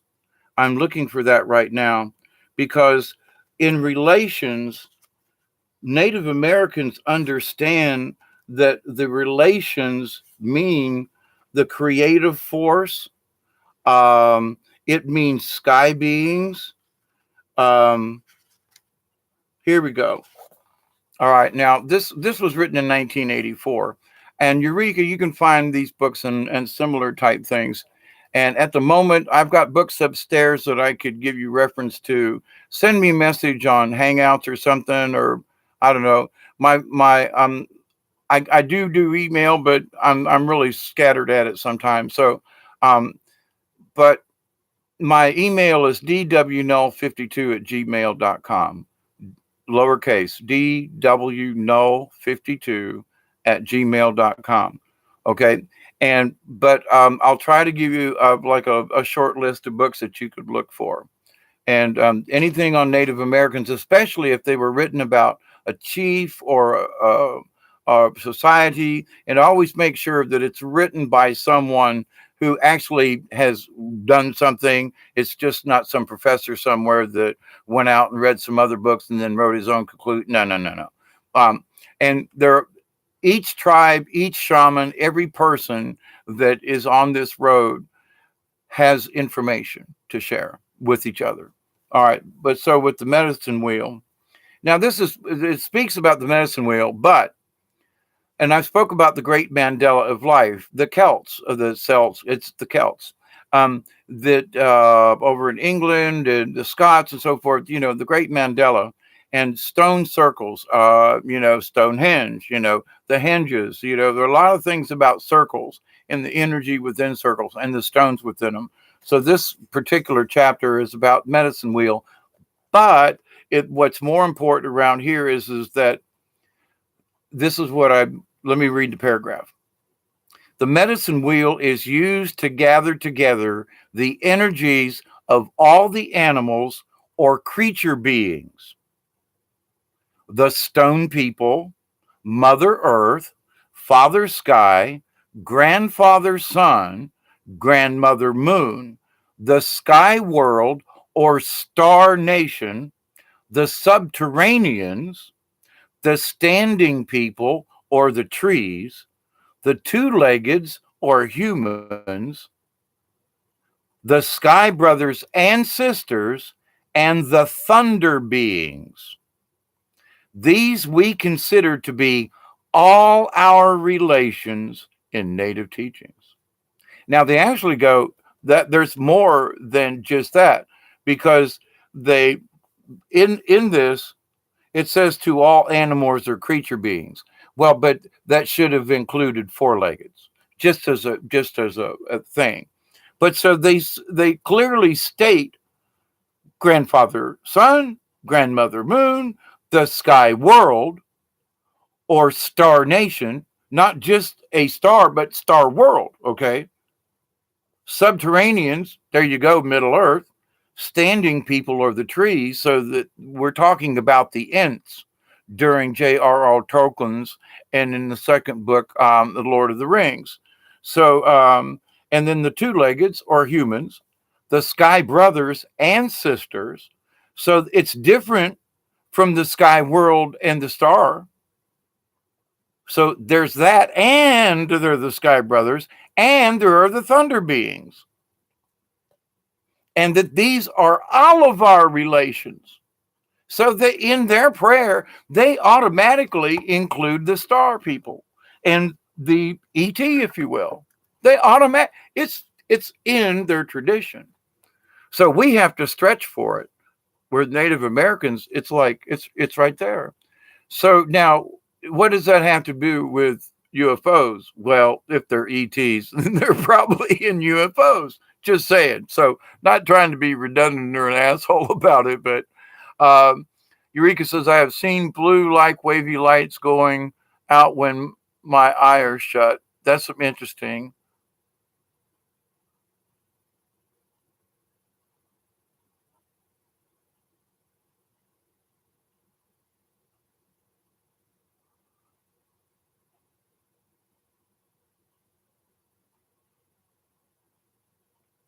Oh, thank you. I went back up here.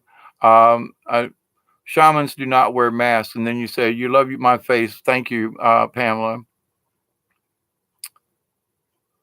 Um, Eureka says, are you talking about the simulation theory known? The simulation theory is a theory that scientists have thought of many years ago, that we're living in a computer civilization. Simulation. With that said, Eureka, on that,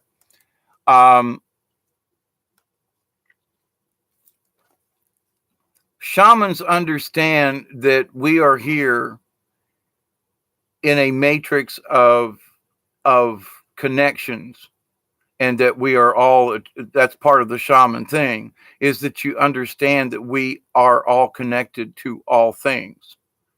And that in that realization, now, in the old days, it was really hard for a shaman, other than to take you on a mescaline trip, to show you the lights of the universe, if you will. Whereas now we have science and movies and things to depict what a shaman would try to explain to you. And some of these peyote, or which is mescaline, and so forth, that are whatever.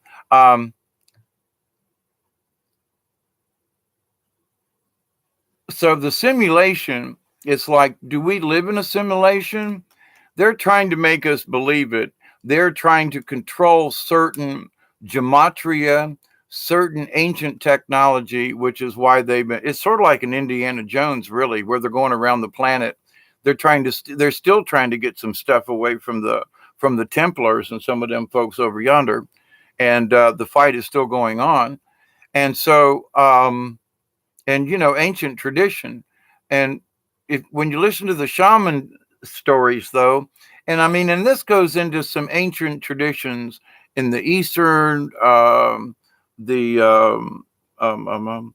before the Byzantine Empire. I'm thinking not Alexander the Great, or maybe it was. No, Genghis Khan and some of these others. Anyway, but there's a spiritualism of another way. Now, they were using it to conquer people, but for the reasons some of them were conquering so they could attain more riches and more rice and more this and more that. And, the rural people always had to support the people in the town. That's always been the way that goes. But anyway, Eureka says, I recently saw a creature out my window that had round cylinder eyes in it, and it looked like it was metal. Looks like a machine. Oh, there are a lot of those around right now. Tom says, so stupid about something, I don't understand what. But there are a lot of things that sound stupid to many people, Tom. I doubt if you're still on. But to the point that that's the part of this conversation. There are things that I have seen for years that some people are just starting to see. And it's the realities changing for all of us. And that's the reason for the discussion. You don't have to believe it, but when one of these things pops up and stares you in the face, you're going to go, oh, shit. There we go. And we are all blessed that you share this. Well, thank you, Pamela.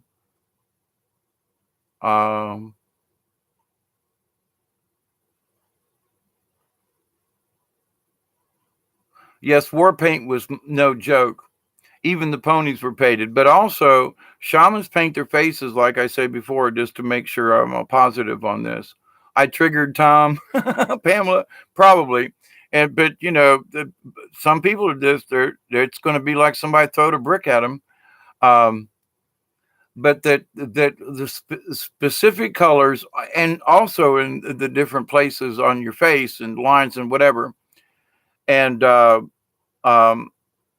has a very distinct meaning and purpose. So, but anyway, there's so much to ceremonies and getting ready for ceremonies, by the way. Supernatural. The truth will set you free, but first it may piss you off some. When I learned about the Catholic Church, you don't think I gave, 17 years of my life to devotion? I was going to become a priest, and then I found out all about this stuff. Oh, I was pissed. I'm coming down there. Let's see, Pamela. 1 cup, 2 people. Hey, how are you? It's when I get close, it jumps. Could these beings be our ancestors? Absolutely, they are our ancestors. And I mean, the native people talk about their star beings and brothers and sisters all the time. And they have long before white men ever came to this to the Americas. And it's not just American Indians. It is indigenous people all around the planet. I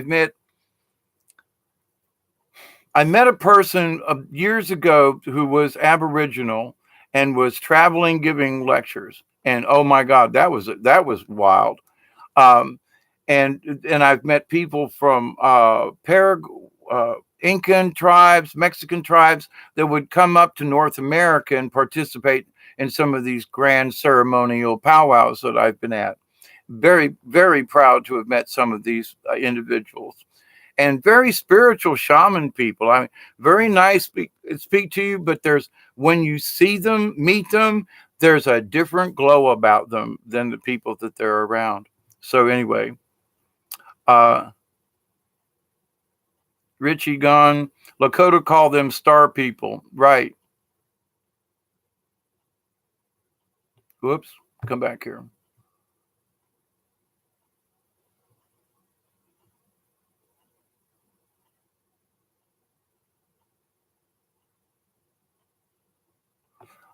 There, Eureka, about the round eyes in the middle. I don't know where you live, but to the point, many people are seeing many different species, and with the frequencies of the planet changing, there are literally things coming out of the earth that can't stand these high vibrations. So there are beings and things and cross-dimensional beings, and who knows what the round eyes. I've seen some things out my window. I'm like, I don't know where y'all come from, but I hope you intend me no harm, because if you do, I got my quartz, I got my, I got my crystals, and, I got a weapon too if I need it, but, to an ethereal being, what good's a baseball bat? Anyway, but to the point, let's see. Do Pleiadians count as star people? They better. Any place above that's not on this. I'm being a horse's patootie here, Quartz, but of course I've been told I'm Pleiadian, or at least part. They better count as star people, because where else did they come from but the stars? Just being a butthole.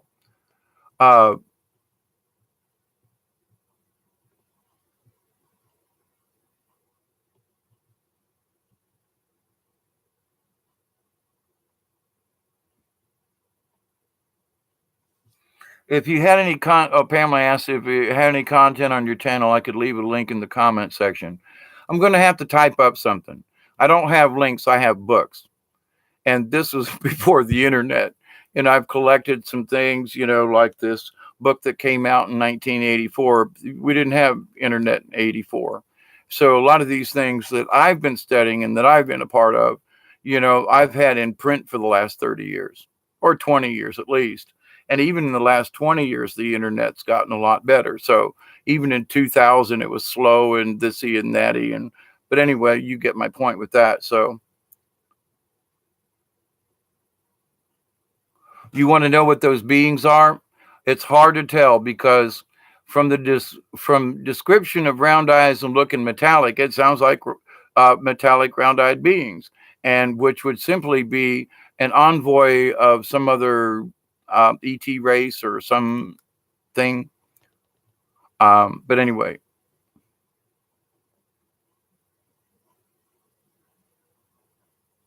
Eureka, you say, if those machines good or evil, are they something I need to stay away from? You have to trust your heart in that one. Now, any machine that comes to my window, my first reaction is going to be, what the F are you doing there? And I'm going to get me a screwdriver. I'm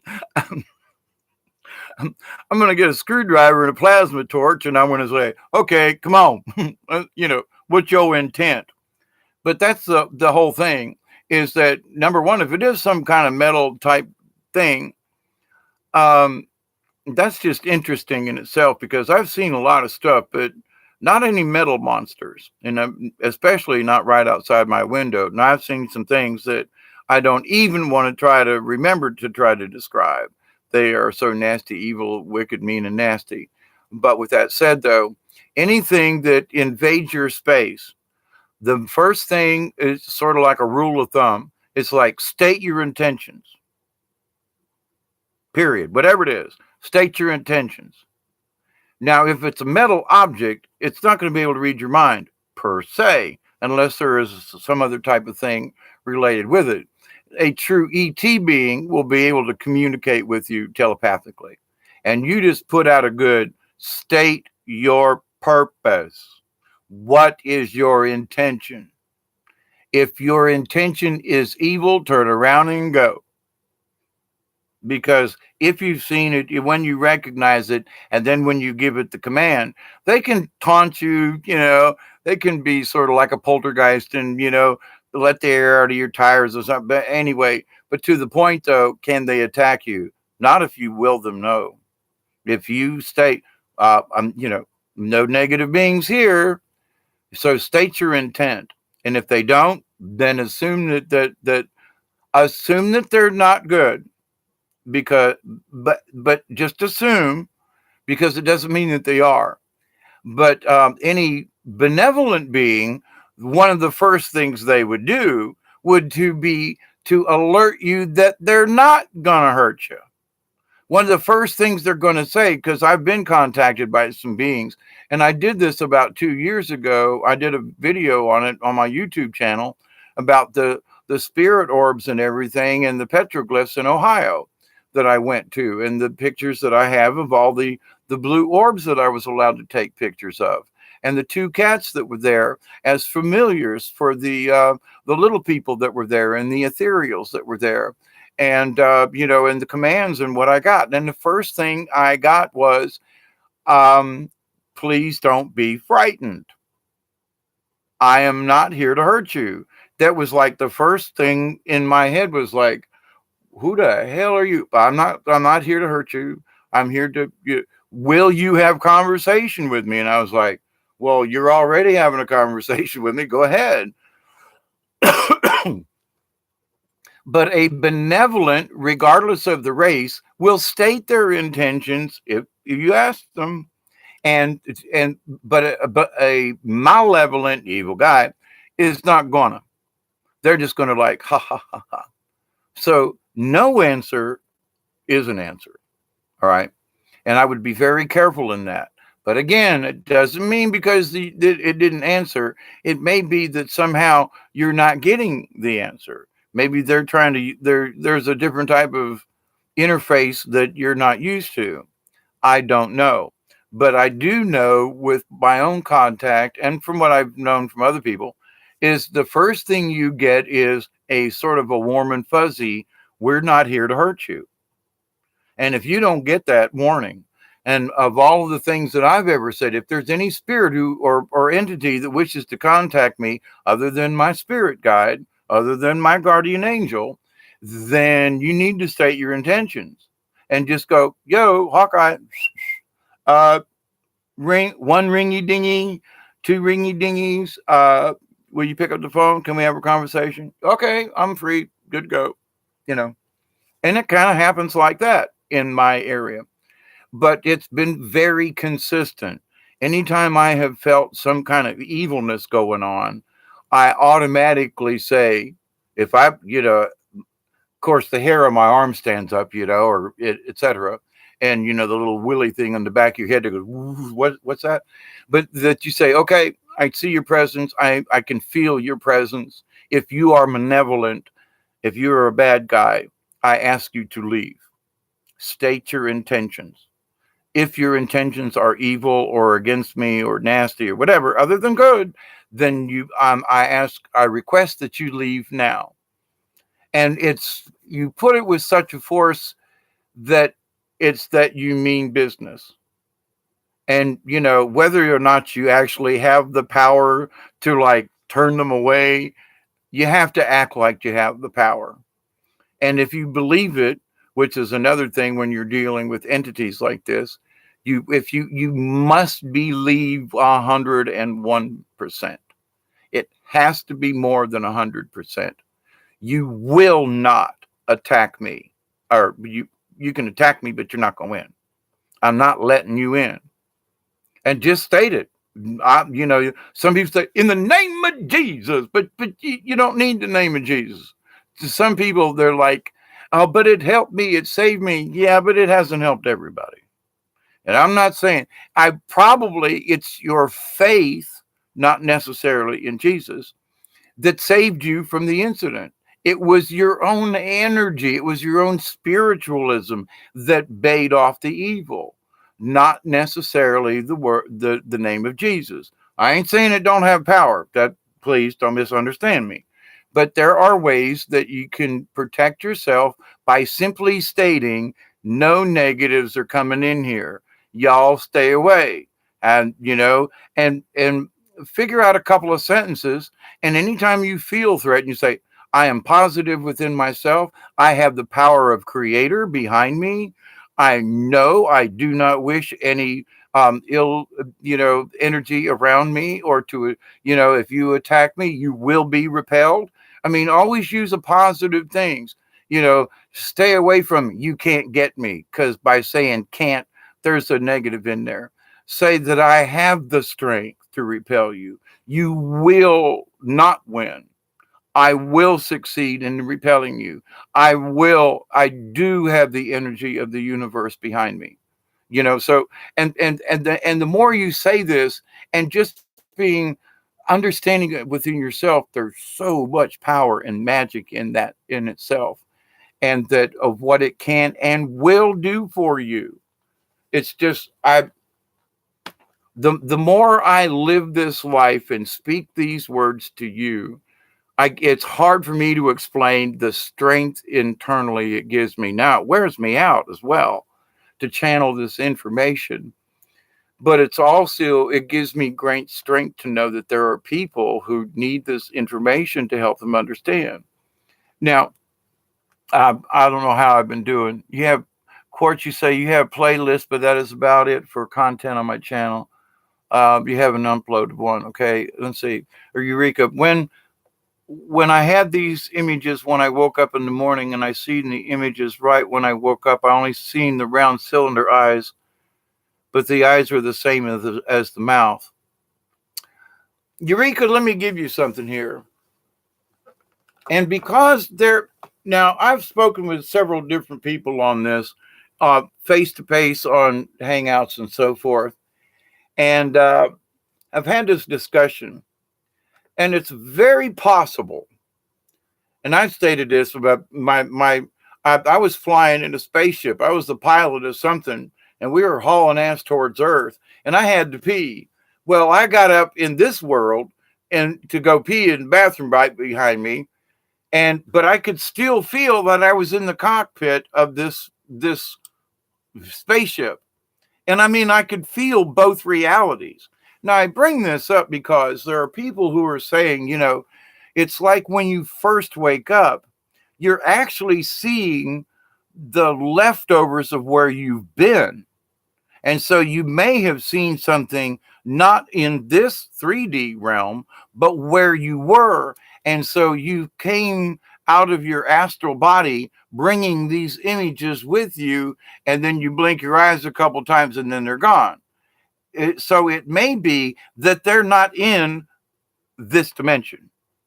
It may be it's this carryover, because I know that I've woken up several times from a deep sleep and go, gotta pee in this one, my body's gotta pee in this reality. It is like, okay, but it's like half asleep and I can get to the toilet about it, blah, blah, blah. I don't even have to open my eyes. So in a way, I'm still attached to my astral self, because I'm not even, I can get around with my eyes closed. But anyway, but to that point though, what am I seeing? Am I seeing both realities at the same time? I raise my hand and say, yeah, because then I go right back into whatever it was. And there is its own reality. And then when I wake back up later on, it'll be like, you can still, like, I don't know, smell the plastic of the new car, if you will. Like, okay, I can see images that of symbols on buttons that I've never seen before. I mean, it's just strange. But so, Eureka, if this happens again, consider the possibility that it's the dream world or that other dimensional, or however you would like to explain it. And there are different dimensions that we can transverse and travel within this as well. So, but to wake up and see these things, think about this next time, or just ponder on it, meditate on it, just ask for clarification on what you're seeing. Maybe you're seeing the other reality. Maybe you're seeing another dimension. Maybe that being isn't actually here, if you get what I mean. So I'm getting a right now that, yeah, that's probably what you're saying. I'm not, that's what my channel message is saying, that, yeah, check that out. Check the fact that it may be in your dream state or whatever that you're bringing this forward. But anyway, so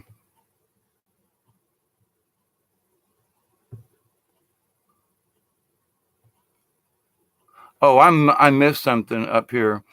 There's a YouTuber called M. Strange that experienced similar things I experienced, but he said he's gotten abducted. That's very possible. But at the same point, is the abduction a part of the dream world, and that you have walked in it, or this dimensional crossover kind of thing? Not, they're saying that it's more possibly that you saw it in another realm than you did in this one. I'm me personally, I'm channeling this information. I hope it helps. And me personally, I don't know if it's true, but check into that. It kind of makes sense to me. I know there's been some things that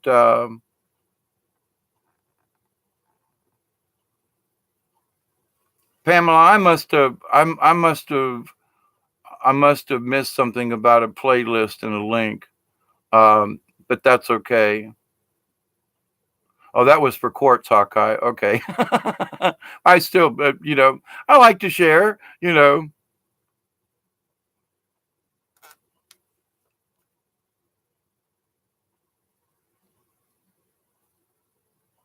Okay. All right. So, ladies and gentlemen, I can't believe it's almost been 3 hours I've been at this. And, 2:12 in the morning time kind of thing. And the fact that most of you all have been here on and off, in and out. This is the best information I had in a while. I'm definitely sub to you. Thank you, Eureka. And I will extend this to anybody, as long, just honor and respect. Let's have a conversation. Contact me at, dwno52@gmail. Add me on your Hangouts list. I'm really slow about emails. I am horrible, but I promise I'm trying to get better. But if you hung around me at all, you know that I have these intense days of 2 or 3 days worth of sleeping that knocks me out. Now I got to say this here recently, since the winter solstice, things have been better, and I continue to think it's going to be better. But if you've got any other things, Eureka, send me an email and just quietly said, did you get the last one? If I haven't answered it in a few days, and I will definitely get some of my native books, some of my other books out that I have. I mean, I've got a whole library upstairs of spiritualism. I've got 5 or 6 books written by different authors on crystals and divination. I've got several books on the Celtic Mandela and, the how to use rune stones. I've got, books on magic and witchcraft, and I try to stay out of that, but it's the understanding of where the dark side resides. And so the more information you have, the better that you can be prepared against those things you wish to avoid. And but however, and I got to state this fact too. I was reading something one day, and I was doing some research into some sigils. And sigils are basically magical symbols, if you will. and different magicians or witches or sorcerers or however you want to look at it, and Native American shamans, I might add, well, shamans in general, can use squiggly lines with a dot and it will mean something. And to the point, though, that it is a rune of sorts, in that it is created for a thing or an idea or an intent. So I was looking over some things and I was trying to study some stuff, and I started getting some really weird, creepy, ghosty, evil kind of creeping into me. And I'm like, I'm just looking at these things. I'm trying to decipher a code of something that I've seen somewhere. And my intent was to find out what this was, what these sigils meant, so that if they were bad, that I could find something that could possibly counter what the bad sigils were. But in researching the bad sigils, some of that crap got attached to me and it got into my dreams. And I was like, well, wait a minute. I wasn't trying to use anything. And when I went into it, I was like, okay, now I know just looking at these things can, like, but it was how I was looking at them and the intent, and I was keeping it all clean because my intent was to counteract if this was evil. But the more that I studied what it was, which I never actually got to, it just made me creepier. And my angel said, you need to stop that right now. Because simply by looking at the images, I was bringing forth some of the energy simply by looking at it. Simply by reading about certain things that witches would do and the progression of things and lighting a candle and doing it and blah, blah, blah, and blah, blah, like reading the instructions, that simply by reading the recipe, if you will, or the instructions to certain things, that it would actually manifest up to a point, and that it could literally affect each one of us. And it's like, hang on here. That ain't what I want.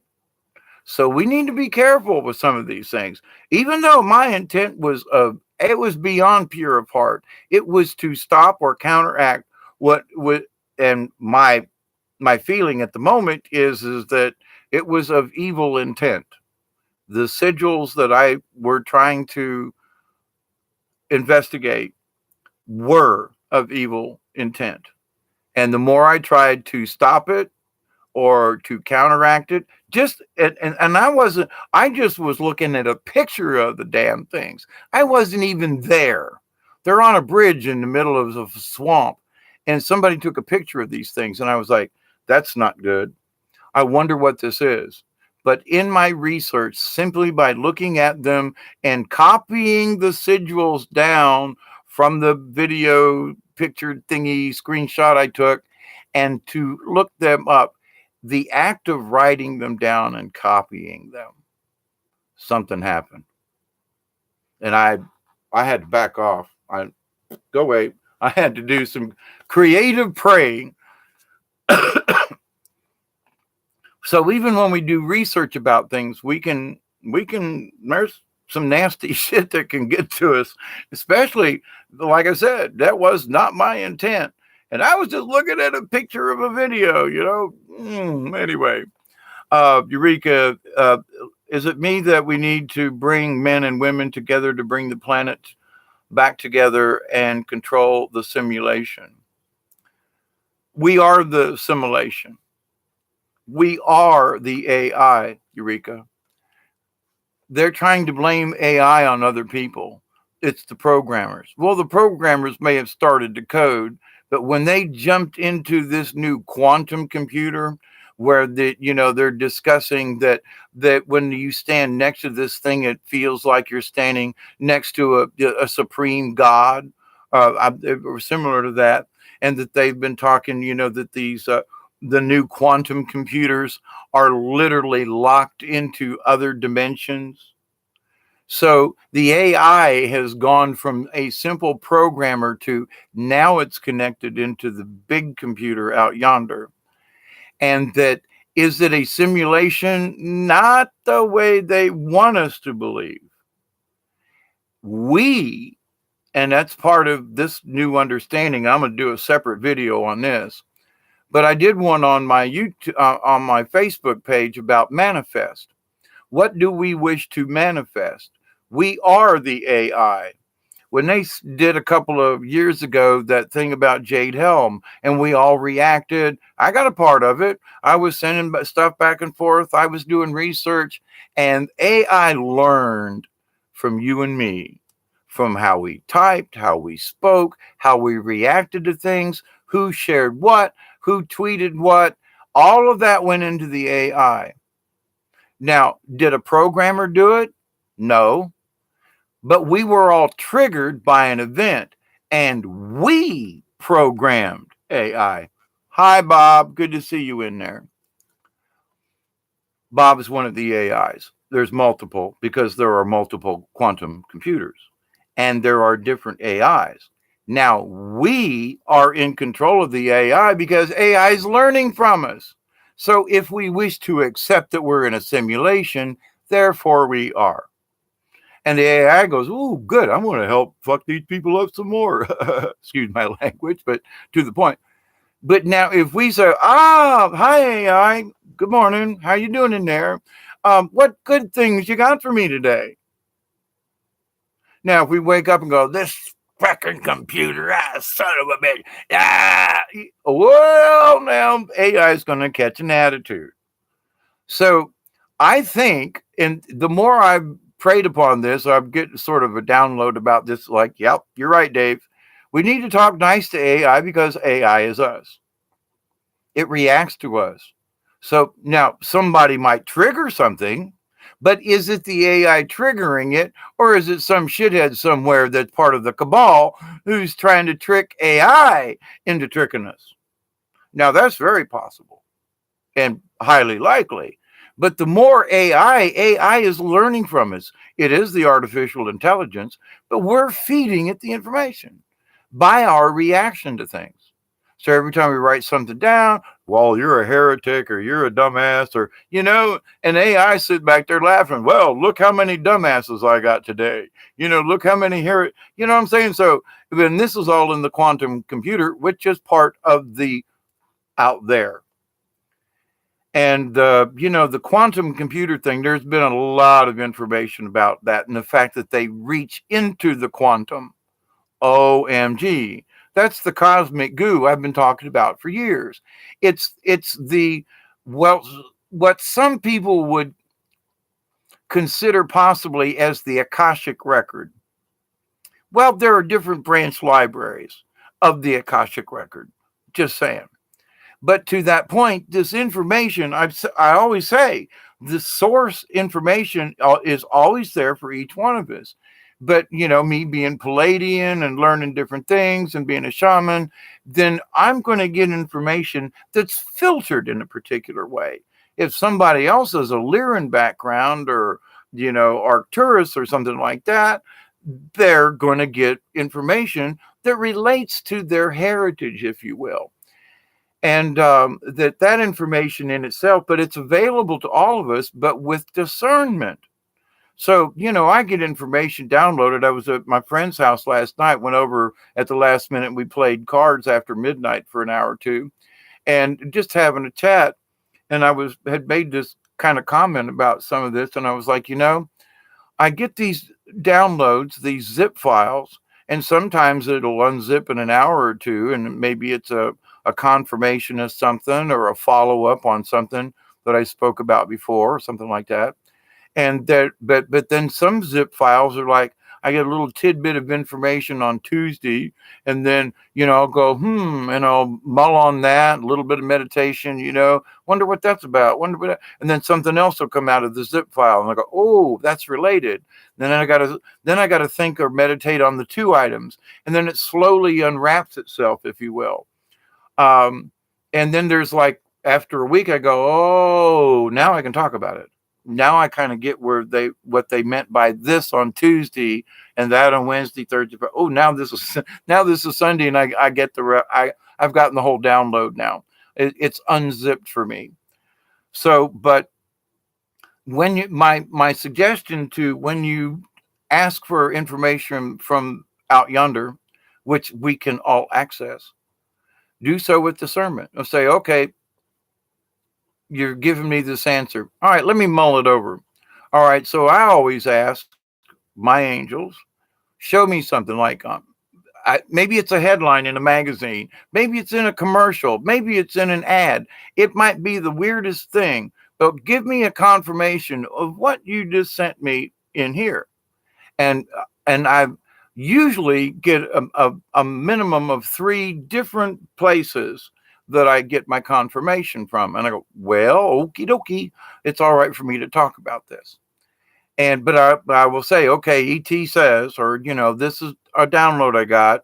What about this, y'all? So, but with that said, always try to have the conversation. And I try to cover different angles. And if I'm wrong about something, I'll be the first one to come back on here and go, I think I got that wrong. Which is why we have to have a different video on the word manifest. People are using to manifest the future.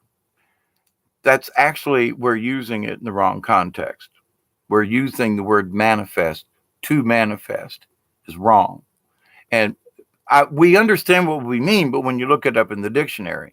So, but anyway, but that's going to be a whole nother discussion about manifestation of things. But to manifest what we wish to do, I have stated that,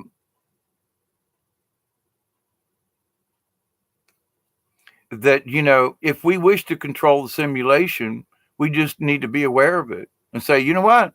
I'm not going to overreact to this. I'm going to keep my emotions out of this. I've talked about this a lot, that we need to look at things without becoming emotional about them. If somebody pisses us off, we don't revert to negativism with our response to an email or a comment or something. We just go, okay, that guy was a shithead. Okay, we'll leave it at that. But that when it's our response that feeds the AI. If we respond in a positive way or don't accept the negativism, however, then AI will learn from us to, well, wait a minute, that guy was a real dickhead, but you didn't get pissed at him.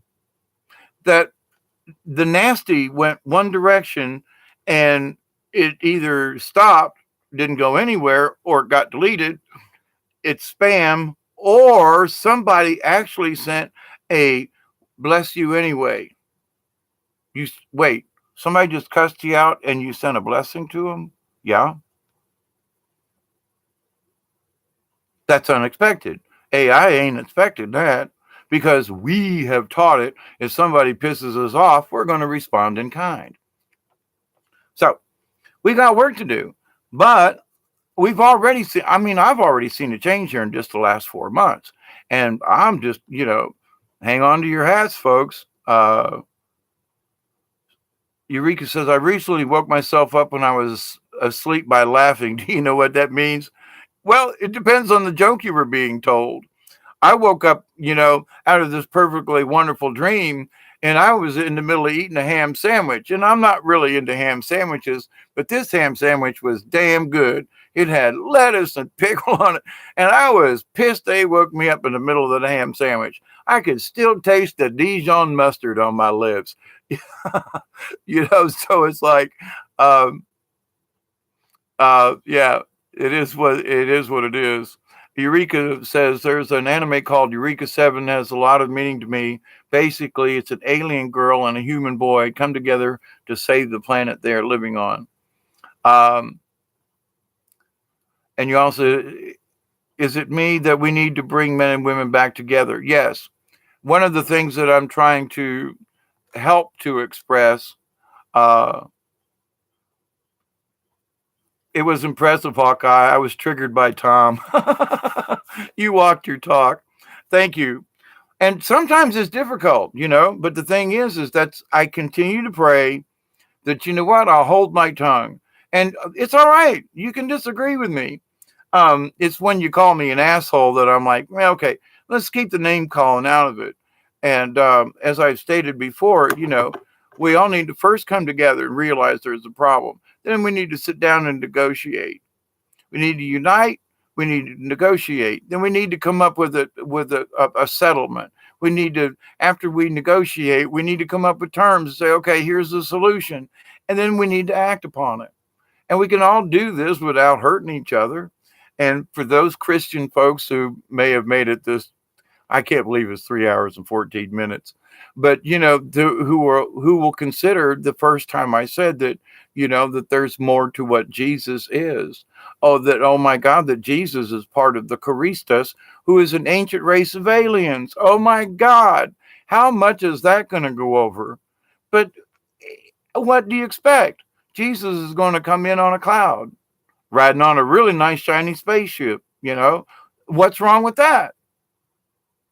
I can't think of one. How else would he get here? Well, just riding on a cloud in itself, clouds don't hold things up. But anyway, to the point though, of course he would arrive in a spaceship. I've always thought of that. Of course, I grew up in the space age and from the 50s, I was born in 52. But with that said, wait, I missed something.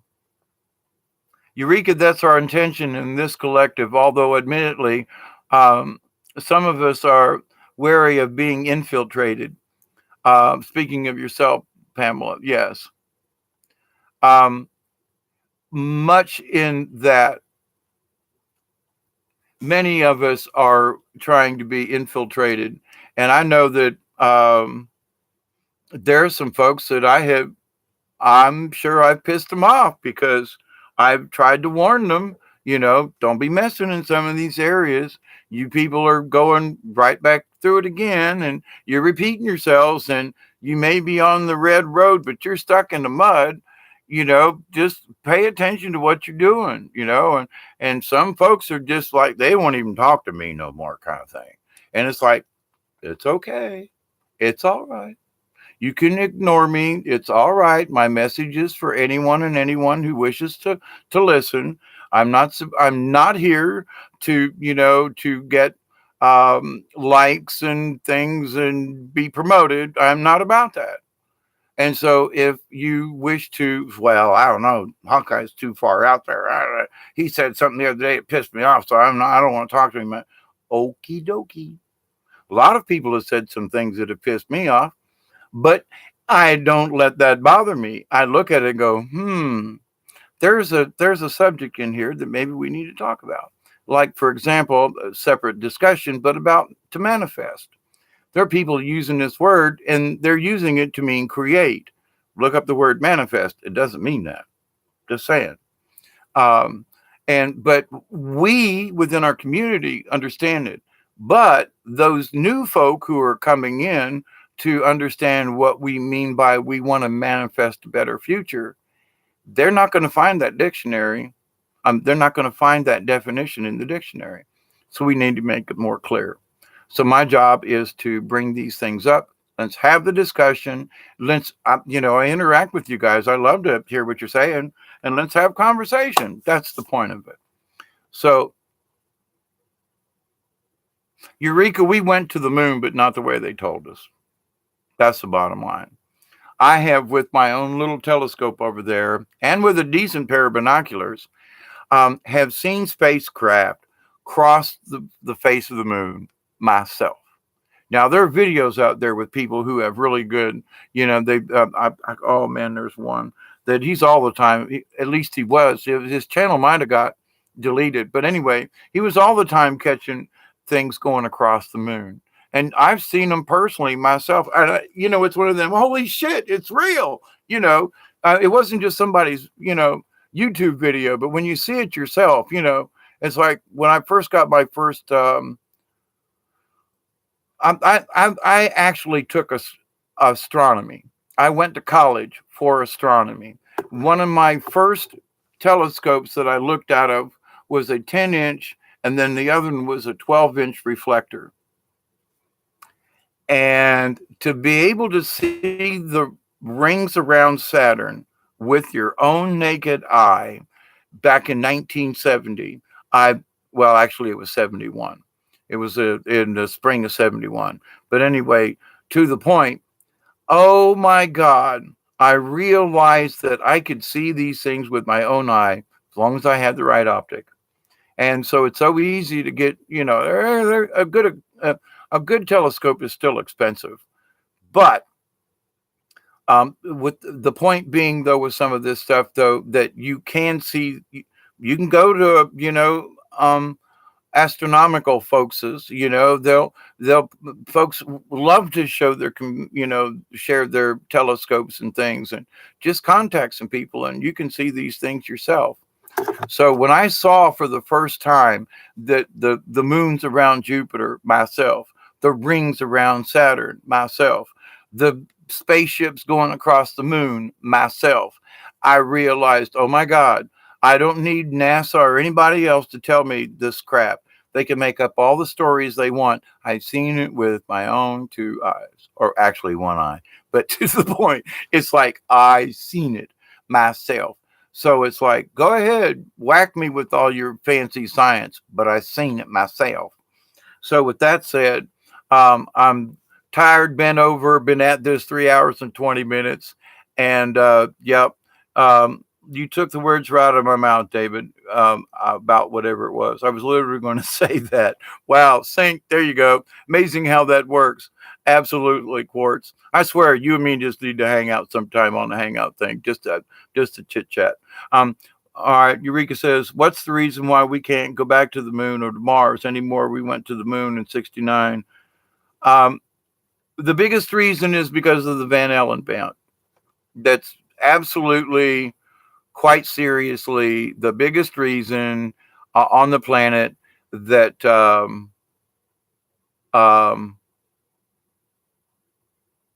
sorry, something tried to open up on my screen here.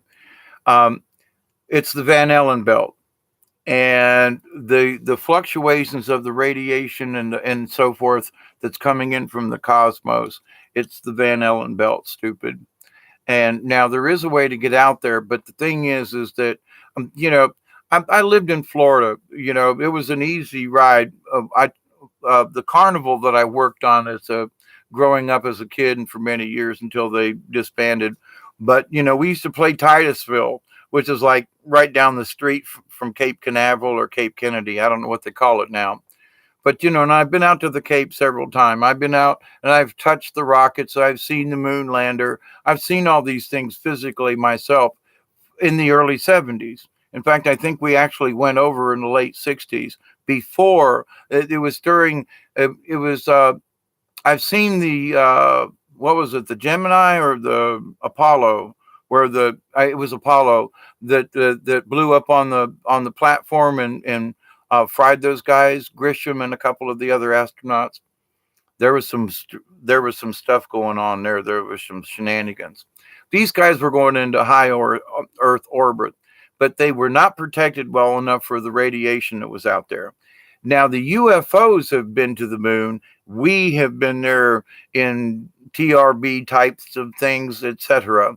But those ships have an energy field around them that will actually dissipate, create a bubble, so these negative ions, etc., and radiations don't get in. There are protections. So we went to the moon, but not in the rockets, simply because of the radiation. These guys would have been fried and come back a lot more demented than they did. But that's my opinion on that. And I mean, when you go there and you look at the tin cans, they're tin cans. And you think to yourself, hang on, really? Now, did they send something out there and around the moon and back? I believe so. But was it manned? Maybe not. And I think the astronauts weren't in those tin cans. They were in something else that went to the moon. I think we went to the moon, just not the way they told us. But anyway. But the biggest reason, Eureka, is because of the Van Allen belt. It's the radiation, stupid. I mean, not you, stupid, but why can't we go back? It's the radiation. Now, do we have the means to do that? Yeah. Yeah, was a UFO near the ISS. I've got a video somewhere. I was watching the live feed one morning on my TV right over there, and I was watching the live feed, and this huge ship showed up in front of the ISS, and then it went off, and I went, "What the?" And I got my camera out, which is always on a tripod over here, and I turned it on, and I wish I could find it, but then I was like watching the live feed, and then it came back on, and I said, and I was doing a video back then, and I looked at the camera and I said, these guys wouldn't be stupid enough to show this thing again. And about that time, that same UFO thingy was closer to the ISS, and it showed it for a couple of seconds, and then it went off the screen again. And somewhere there's a video of it in my archives. I don't know if I actually got it published, but I do have video of it. But the thing is, yeah, I was just watching the live feed, and boom, there it was. I was, son of a bitch. But anyway, so yeah, it's going on all the time. And I keep an eye on the different, the LASCO C23 and the other different satellites, and looking at the sun. If you look at some of these shapes that are coming in and going out, they look just like the Starship Enterprise from the first series. And I mean, and they're streaking across and everything, and it's like, and these things are hauling but to say that, all of some of these channels now, they've kind of mellowed out after seeing so many of them, but now people are starting to admit that ain't a comet. That's not a meteor. That's not a this. That's not a that. Oh, some bitch, maybe it's a planet, or maybe that's a spaceship. Yeah, but it's the size of Jupiter. Can you say Death Star? But no, they don't look like the Death Star, but they look like Starship Enterprise, but they're the size of the planet Jupiter. OMG. Now, the ET has said for a long time that the race of giants used to live on Jupiter, and that there still are, and maybe some also on Saturn. Can't verify that, but that would make a lot of sense as to why Jupiter and Saturn were like really very prevalent about, the god Saturn and Jupiter and so forth, and Roman. But that brings into, well, they're not only are they the two largest planets that we can visually see, but it's also, what's the connection? Well, 3,000 years ago, when there were giants roaming the world, they may have been traveling back and forth to the planet Jupiter. They may have had traditions that say, well, if Methuselah lived to be 900 and something, he's very well could have seen giants and ETs and would have known where they come from, and the idea of the Anunnaki and Enoch and some of these folks, that they are star beings. Why not? You want me to believe in a God that sits on the throne, and brings locusts and plagues upon people. You want me to believe all these other crap? Well, why don't I just look at the cave drawings and with my own two eyes and things that I see all the time now? I believe what I see. I've seen angels, so I believe them.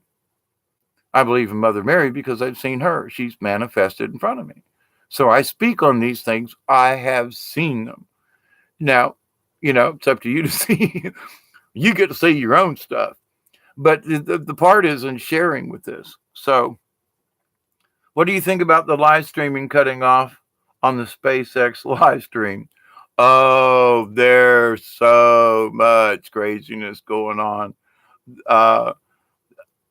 Yeah.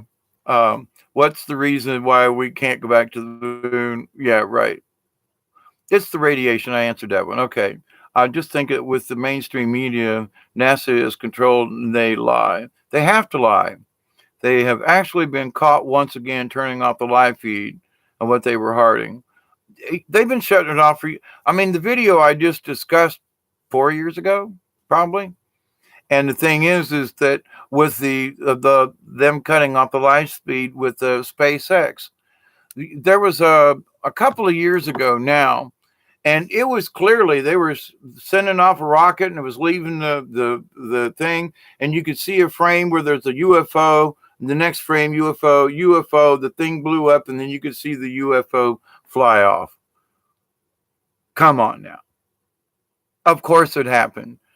Anybody who could watch those 7 or 8 frames at slow speed saw the UFO.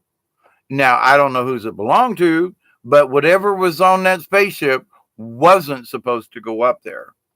And there are still some nasty guys. And some of these engineers, they don't really know what they're working on, but they've got an instrument that's so something. But one of the things, and I will throw this out there, and it was said a couple of years ago, the bad guys are there's already so many satellites and things up there, but they're trying to put up these. Russia did them. There was I can't remember what they're called, but they're like these little mini satellites, and they once it gets out into space, it opens up, and then all these little ball satellites get dropped off all over the place, and they create a grid. Now, why are they trying to create a grid? Well, it's for cell phones. Well, why are you doing it over the Pacific Ocean? Well, because it's for cell phones. In the middle of the Pacific? No, they're setting up a grid because they're trying to catch ET coming and going. Now, is it the good guys or the bad guys? Well, the reason that SpaceX a year or so, maybe it's been 3 years ago now, that was blowed up as it was taken off, it had something on it that was going to put up a negative grid system over the planet. Why did it blow up? That's what they're trying to do. They're trying to jam some of the other things out there. And ET is saying, sorry. They're trying to send out things that would disrupt certain ET's spaceships, if you will. And it's like the cabal's going down. ET ain't letting them have it. And people can say what they will, but there's been too many of them that are like, why did that just blow up? Why did that just blow up? Just saying. Why did that just blow up? They just, you think Elon Musk found out the truth and he has had a mental breakdown. That man's been so programmed. They took that man into some kind of something and messed with his brain. And I ain't talking about ET. And do you see that video of Buzz Aldrin say that we didn't go there? Yes, I've known it for a long time. So I'm on that side for a long time. Yeah, Tyler from your Secure. Yeah, Tyler's been persecuted too. He's not all about clickbait, because some of the things Tyler has shown has been some serious stuff. But yeah,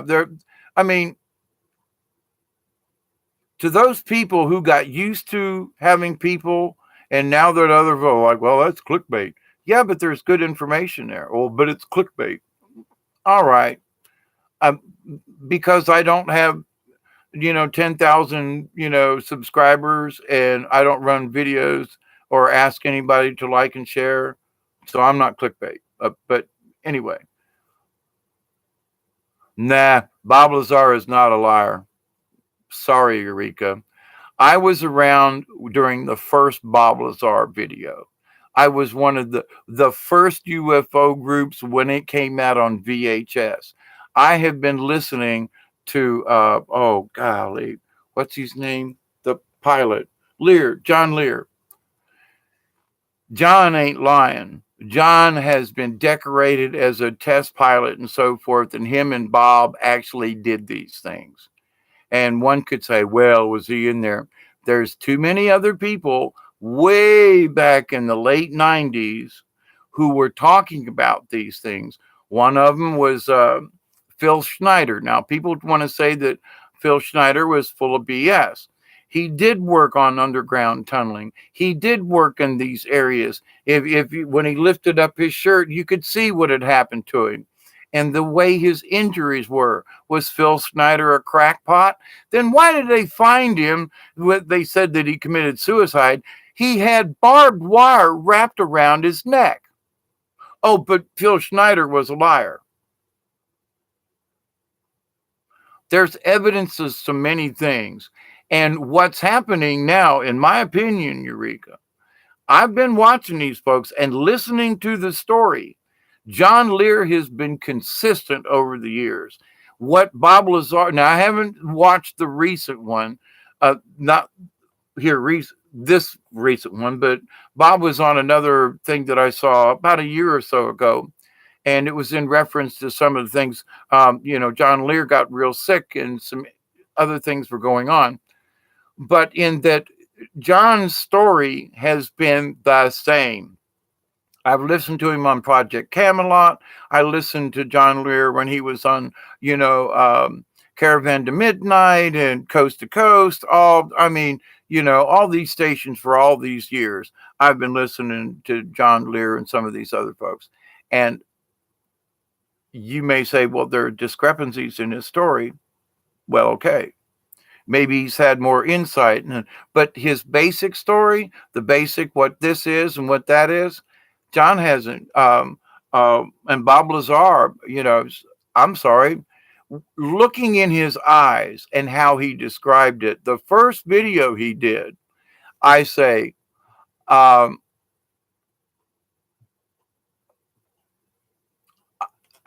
sorry, everybody's got their own opinion, but I go back to his first stuff and the fact that after he did it, he shut up and he went basically into hiding.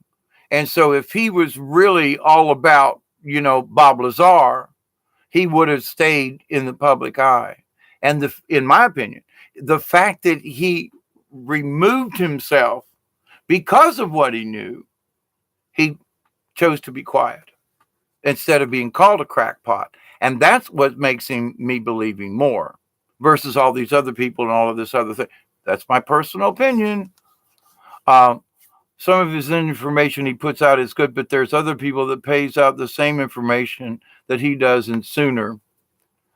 Bob did it in the 90s. Sorry, he was the first. Sorry. Tyler does not get paid to do any of this stuff. Information, he shows it on his channel. He doesn't take any credit for it. Eureka says, I believe in Phil Schneider because he got killed, but Bobby was already and got killed, so I don't believe him. Phil Schneider actually had a rubber hose around his neck. And Bob were. They actually released information saying that his radiation was caused by a radioactive material he had underneath his bed. He actually had a piece of something, but that's neither here nor there. I don't believe that I believe that's just a cover-up story, so people are looking into it. Right.